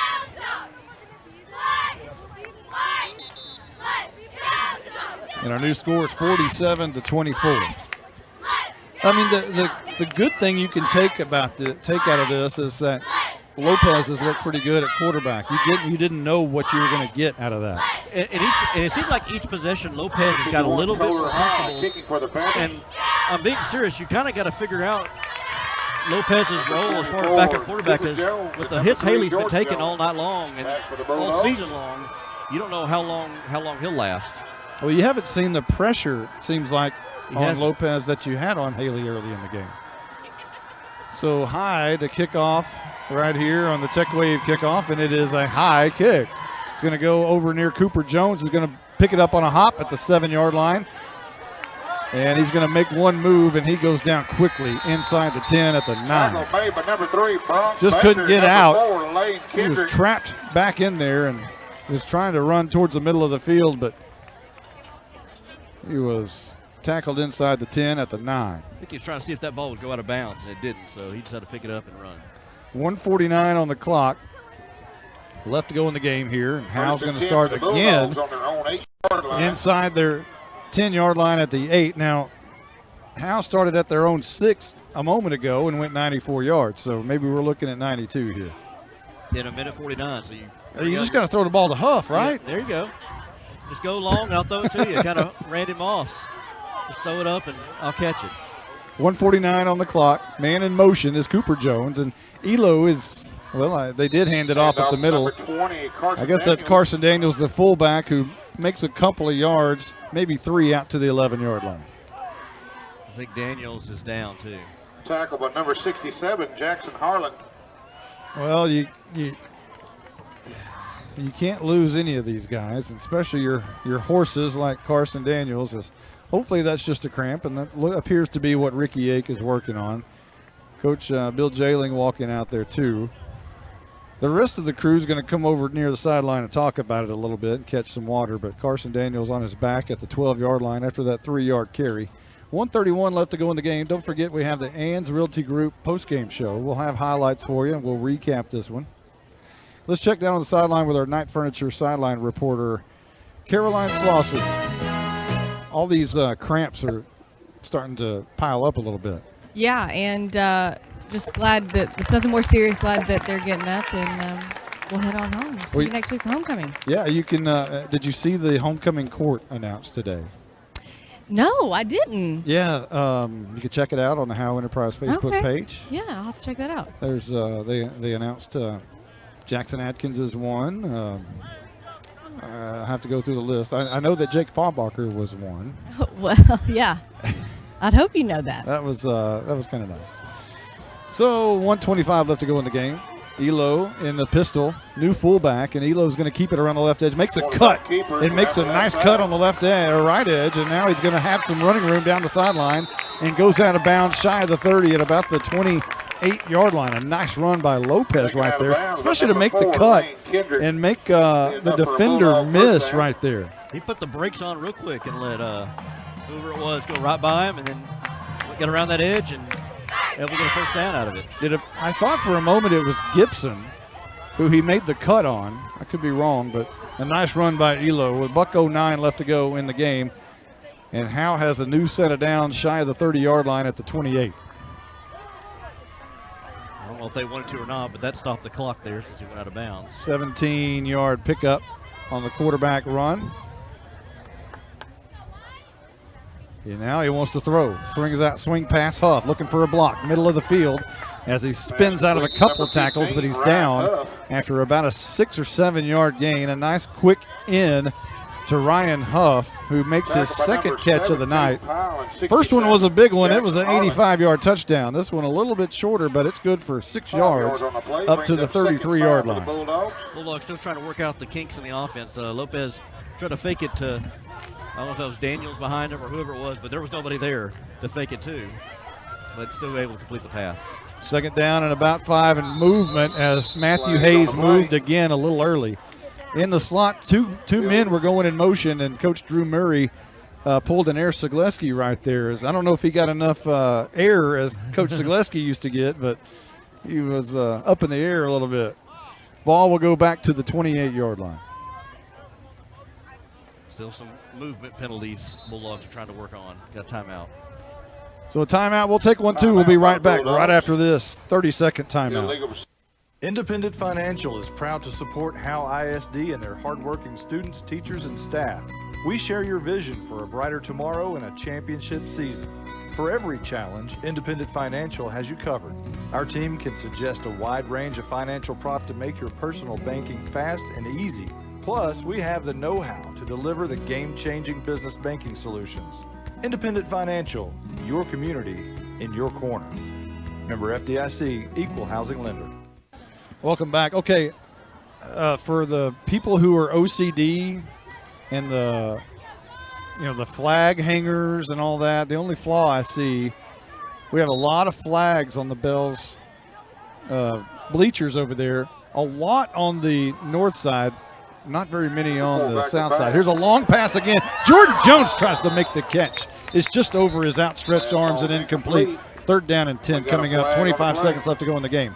But it looks odd. I know my wife would say, hey, that's not going to work. You got to fix that. There's 1, 2, 3, 4, 5, 6, 7, 8, 9, 10 flags on the north side. 2 tiny little flags on the south side. It doesn't work. What do they call it? It's not symmetrical. They don't have. Yeah, you got to move some flags, make it even, balance that sucker out, right? Home decorating side coming out in here. Make sure everything's even on both sides. Colby Taylor into the game as Howe has only 25 seconds remaining. We're just about ready for the Ann's Realty Group postgame show.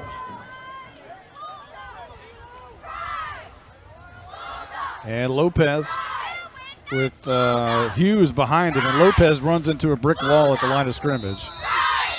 And it'll be 3rd down and 15, and that may be the ball game right there. Clock rolling at 20. You don't have to snap it. And I think that's going to be it. Are they walking over? Matthew Hayes kind of looks at the sideline. 11, 10, 9. Well, it looks like they want to snap the ball. I thought Lopez was saying, give me one more play. Landon Duty into the game. He split wide. This is going to be Lopez coming near side. 3rd down and very long, and he's going to be good for about 3 yards. And that brings us triple zeros on the scoreboard.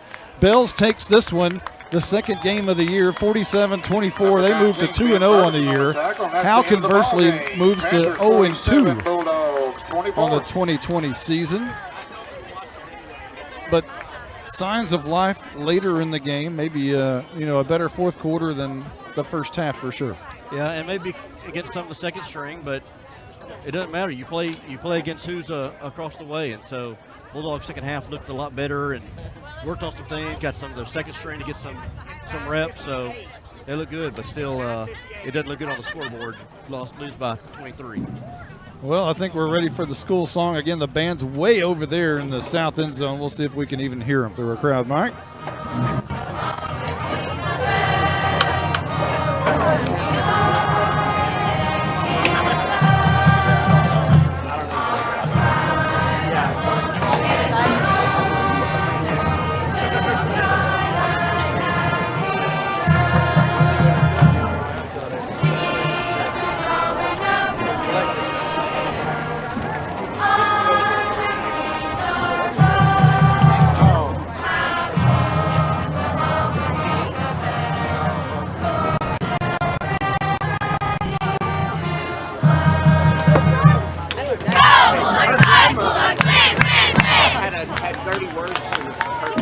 And now Bells will turn around. They'll salute their band in the north end zone, and they'll have their school song, fight song, all that, as they're happy tonight. They moved to 2-0. They've got a good football team this year. They do. And it's going to be exciting to see how they progress throughout the year. Of course, good friends with Coach Dale West. We wish him the best of luck. And looks like he's on for his 7th consecutive playoff trip, it appears, as a coach, as a coordinator anyway. So exciting times in Bell, Texas. We told you a year ago, just be patient. You're going to love this guy. You're going to love what he does for your kids. You're going to love what he does for your program. They didn't think that at the time. They thought that maybe perhaps after they left this game a year ago, after that exciting overtime win against Howe. They obviously know that now. And each week after week, it's going to get a lot better. The kids are getting more comfortable with their offense. Their defense doesn't look too bad either. And Coach West's got a good team. I mean, they're in a district there with Gunner. So I imagine them and Gunner will be battling out for the district crown. We're going to take a quick time out. When we come back, it'll be the Ann's Realty Group halftime show. We'll be right back right after this. If you've ever been in an automobile accident, who do you trust for your needed repairs? Star Auto Body is Texoma's most trusted body shop, serving all of Grayson County and surrounding counties since 1992. Star Auto Body is locally owned and operated. Services include major collision repairs with or without insurance claims, minor cosmetic repairs, parts replacement, and refinishing. Choose Star Auto Body and Alignments in Howe, Texas, 903-532-5365. Star Auto Body of Howe, Texas. Cooler heads prevail in football, and for over 50 years, Baker Air Conditioning and Heating have been keeping the Bulldogs cooled off. Not too many have reached 50 years in Howe, but Baker Air Conditioning and Heating have been at 215 North Denny Street since Richard Nixon was president. But there's nothing tricky about Baker Air Conditioning and Heating. They have a great reputation by servicing all brands. If the heat gets to you, call them at 903-532-6255. You're listening to Howe Bulldogs football on HoweEnterprise.com. Not a member of FDIC. Not an equal housing lender. Fake license number 867-5309. Howe, Portland, Seattle.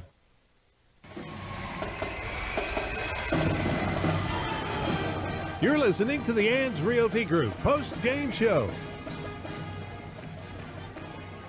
Welcome back. We are at Bell's. It is the post game, and obviously the crowd's piling out of here, and we're talking about, okay, next week, what do we have? What are we looking at? Homecoming, Sanger.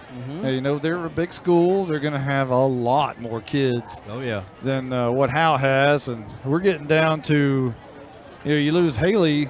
I mean, you're getting down to kids. We can start calling them the skinny 20 if we want to. I mean, that's about what the roster amount is. So I don't know how they would like being called the skinny 20 or not, but I know a Sherman Bearcat team that in the 60s they were termed the skinny 20, and they were pretty darn good. Really, I tell you, we're running out of bodies here. We got to keep everybody healthy. We're just about ready for some stats for tonight. The Blizzard, Blake Burnett, can tell us what's in store for stats and how this thing turned out in the numbers game. Go ahead, Blizzard. Well, Howe had a great second half tonight, and Bells put the dagger in us with Grady Waldrop's 12th rush of the night was a 47-yard touchdown. He had 12 carries for 90 yards and 2 touchdowns. Brock Baker was the leading rusher for Bells tonight with 10 carries for 149 yards. His longest run was a 43-yard run, and he also added a touchdown. Bo Baker had 8 carries for 79 yards. He had a 46-yard run with 2 touchdowns. Bells had 359 yards rushing tonight and 49 passing. Blake Rowland was 1 of 2 passing for 49 yards and a touchdown. He also had an interception. Tanner Carter was the recipient of that touchdown pass from Rowland. Leading the Bulldogs on defense tonight, Jordan Jones and Joey Heimel with both 8 tackles. Jordan had a tackle for loss, though, to add. Luke Jackson had 5 tackles. Braden Wise, 5 tackles. Carson Daniels, 4 tackles. Clay Barnett added 4 tackles. And Caleb Hicks and Braden Wise both with fumble recoveries tonight. Interception for the Bulldogs, Matt Hayes, who also had 3 tackles. We'll get to the Bulldogs on offense. Ethan Lopez was 3 of 4 passing for 95 yards and a touchdown. Ryan Huff had the 85-yard touchdown reception and a 6-yard catch for 91 yards total. Cooper Jones had 1 catch for 4 yards tonight. The Bulldogs rushing tonight, Carson Daniels, 8 carries, 44 yards. Matt Hayes, 13 carries, 20 yards. Jordan Jones, 1 carry for 6 yards. Austin Haley, 11 carries for -1 yards. Ethan Lopez, 9 carries and 31 yards and 2 touchdowns for the Bulldogs. On defense for the Bells Panthers, Cooper Smith was unstoppable in the first half. He had 8 tackles, 3 tackles for loss, and 4 sacks tonight. Drake Stevens, 5 tackles and 2 sacks. Hank Weaver, a tackle and a fumble recovery. Aiden Brown, 4 tackles. Cole Moore, 3 tackles. Bo Baker, 3 tackles. And Keaton High, 3 tackles. Jaden Nelson also added 2 tackles as well. All right, let's talk about our Legend Bank legendary player of the game. In my book, it's got to go to Ethan Lopez. I think so too. Coming in to fill in for Austin Haley, who went out, who wasn't feeling really well. And what we're told is just felt a little ill. I would feel a little ill too if I had 7 guys chasing around my neck all night. But our Legend Bank legendary player of the game tonight is Ethan Lopez. Most definitely deserved for his performance in the second half tonight. We're going to take a quick timeout. When we come back, we'll recap this thing, and we'll have highlights as well. We'll be right back right after this timeout. This is Michelle Castle with Guild Mortgage, welcoming you to Howe Bulldogs football. Guild has been delivering on the promise of home to hundreds of thousands of people just like you for over 60 years. With a big heart and a desire to serve, we're committed to making life better in our communities. This is where we live, and we're committed to building it with you. Guild Mortgage is an equal housing lender company. NMLS 3274. Michelle Castle, NMLS number 231122. Branch address 714 North Travis Street, Sherman, Texas 75090. All loans subject to underwriting approval. Terms and conditions apply. Subject to change without notice.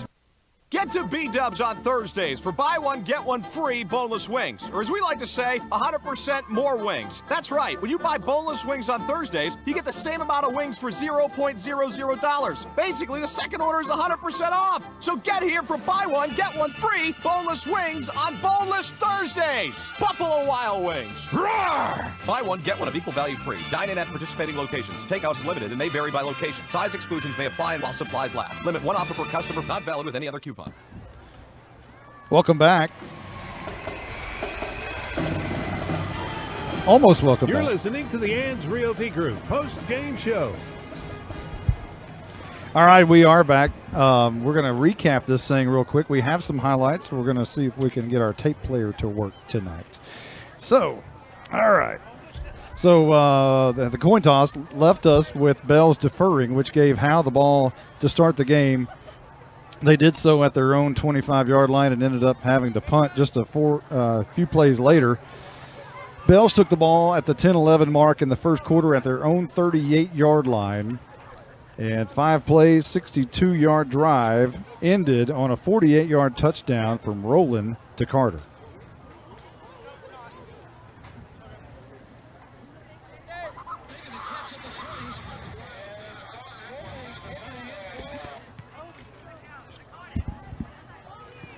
And let's see, that was 6-0, 8:38. We may turn down that thing just a little bit. I think that may help.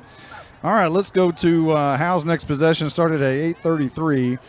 They actually put together a pretty good drive. 13 plays on the drive. However, it stalled, and they turned it over on downs. Back to Bells, 3:13 on the clock. And they went 5 plays, 81 yards on the drive, took 2 minutes and 14 seconds off the clock, and scored on a 1-yard touchdown by Brock Baker.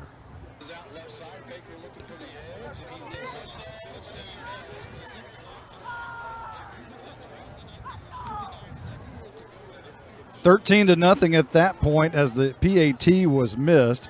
Howe took the ball at their own 39-yard line and had to punt. Bells took the ball on the very first play of the second quarter and tried to throw their second pass of the night, but it was intercepted.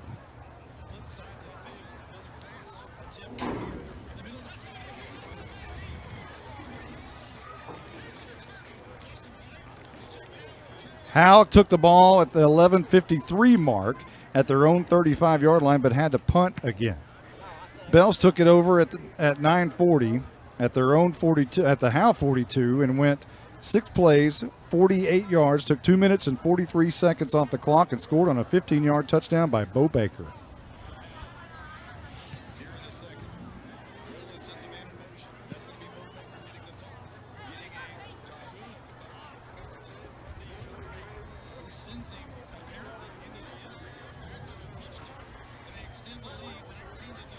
Make it 20-0 at that point after the PAT, and 6:57 was left on the clock in the second quarter. Howe took it at their own 20-yard line. Guess what? They had to punt again. Cooper Jones on the punt. It was a low line drive kick.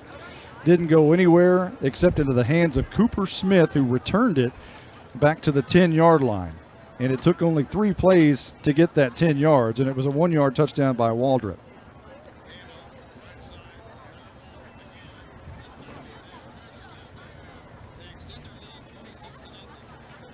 And with a missed PAT, it stayed at 26-0 with 4:43 remaining before the half. Howe took it at their own 24-yard line, and a fumble occurred.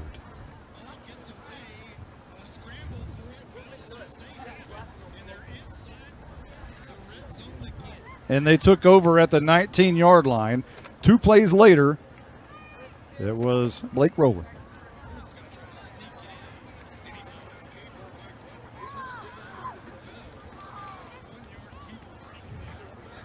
That made it 33-0 with 3:07 left to go before the half.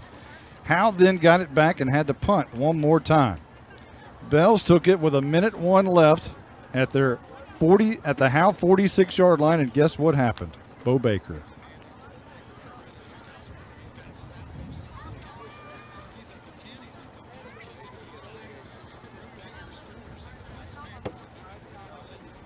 Bo Baker in the role of Jaden Matthews tonight, after the Kyler High kick made it 40-0. It ended the one-play 46-yard drive and left 8 seconds on the clock before the half, and Howe basically killed it. We move on into the second half where things looked a lot better for Howe. Bells took it to begin the half and went 3 plays, turned it over on downs, and then Howe took it at their own 45-yard line and then had to punt. Bells took it at their own 20-yard line and fumbled. And Howe took it at the 17-yard line and then finally got on the board with a 5-yard touchdown by Elo.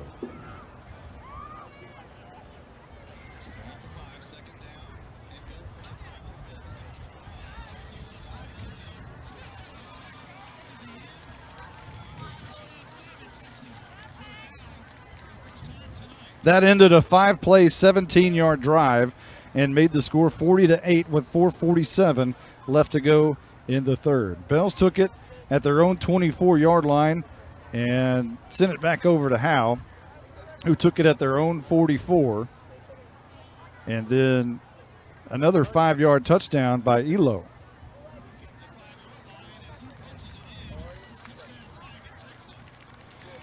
Elo also scored the 2-point conversion there and capped off a 5-play, 44-yard drive to make it 40-16 with 11:54 left to go in the game. Bells took it at that point trying to kill everything. From the 37-yard line, they put their first-team offense back into the game. They went 10 plays on the drive, but it was a fumble that was recovered by Hicks. That gave it back to Howe at their own 6-yard line. And you're thinking, oh, this is going to be dangerous. They take it at their own 6. But 4 plays later, it was Ryan Huff time.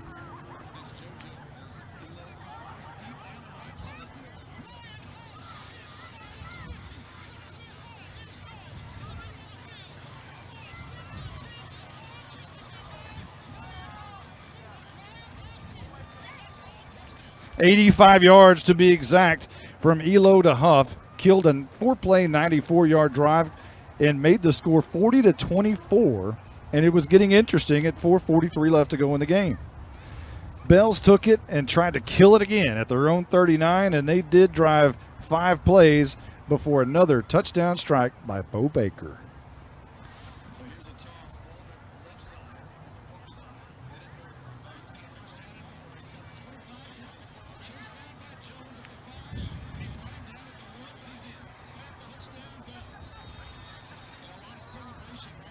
46 yards for Bo Baker on another second one from 46, I believe. 5 plays, 61 yards on the drive. Took 4 minutes and 46 seconds off the clock. It basically killed any chance Howe had at trying for a miraculous comeback. And with $1:57 left to go in the game, Howe took it and ended the game. They couldn't get out from their own end zone, and that was it, ladies and gentlemen. Howe moves to 0-2. Bells moves to 2-0. And it just, well, one of those nights, Justin, that Howe just couldn't, in the first half, get anything going offensively. They really couldn't. And then or defensively. I think say Bells established it on the offensive side of the ball. They moved the ball at will, kept the Bulldogs guessing, and then offensively, they looked a little bit better than last week, but not much better. I mean, minus the penalties, but they started going backwards. Well, in the first half. Yeah, and I think overall, was this an improvement over last week? I think so. I think it has to be. Yes, especially second half. Second half did not look terrible. I mean, it was against the second unit, but you take what you can get. I mean, with Lopez and Hayes and that crew. I mean, you take what you can get, and they didn't look too terrible in the second half. The fact that Ethan Lopez stepped up and played so well when Haley went down was great to me because we have that coming back for us. Yeah. Ethan played well in the second half and led 3 scoring drives down the field. And he got some confidence. Each possession seemed he got a little bit more comfortable. And with he the looks offense. more comfortable running the ball at the quarterback position than Haley does, in my opinion. But Haley is the better passer. Yeah, without question. I mean, Haley is your franchise quarterback. I mean, really if you're is. talking about, one of the best quarterbacks to come through Howe in a very, very long time, he's just got to have some time to do it. You got to, you got to protect him. Yeah. So anyway, that kind of wraps this one up tonight. At another lopsided scoreboard, not as bad as a week ago. I would say if you're looking at things to improve on. I think Howe did that tonight. They improved over what they looked like a week ago for sure offensively, which I don't know how many penalties Howe had, but it doesn't seem like as many as last week. So there's an improvement there. So for Carson Grogan, our engineer, for Jake Roberts, our intern, for Justin White, our color analyst, for Blake Burnett, the Blizzard, our statistician, and Caroline Slauson, who's already on the road searching for some more nachos, our sideline reporter. I'm Monty Walker, and we will see you next week. It's homecoming, and it's the Sanger Indians coming to town. So for everyone who's been a part of this one, so long, everybody.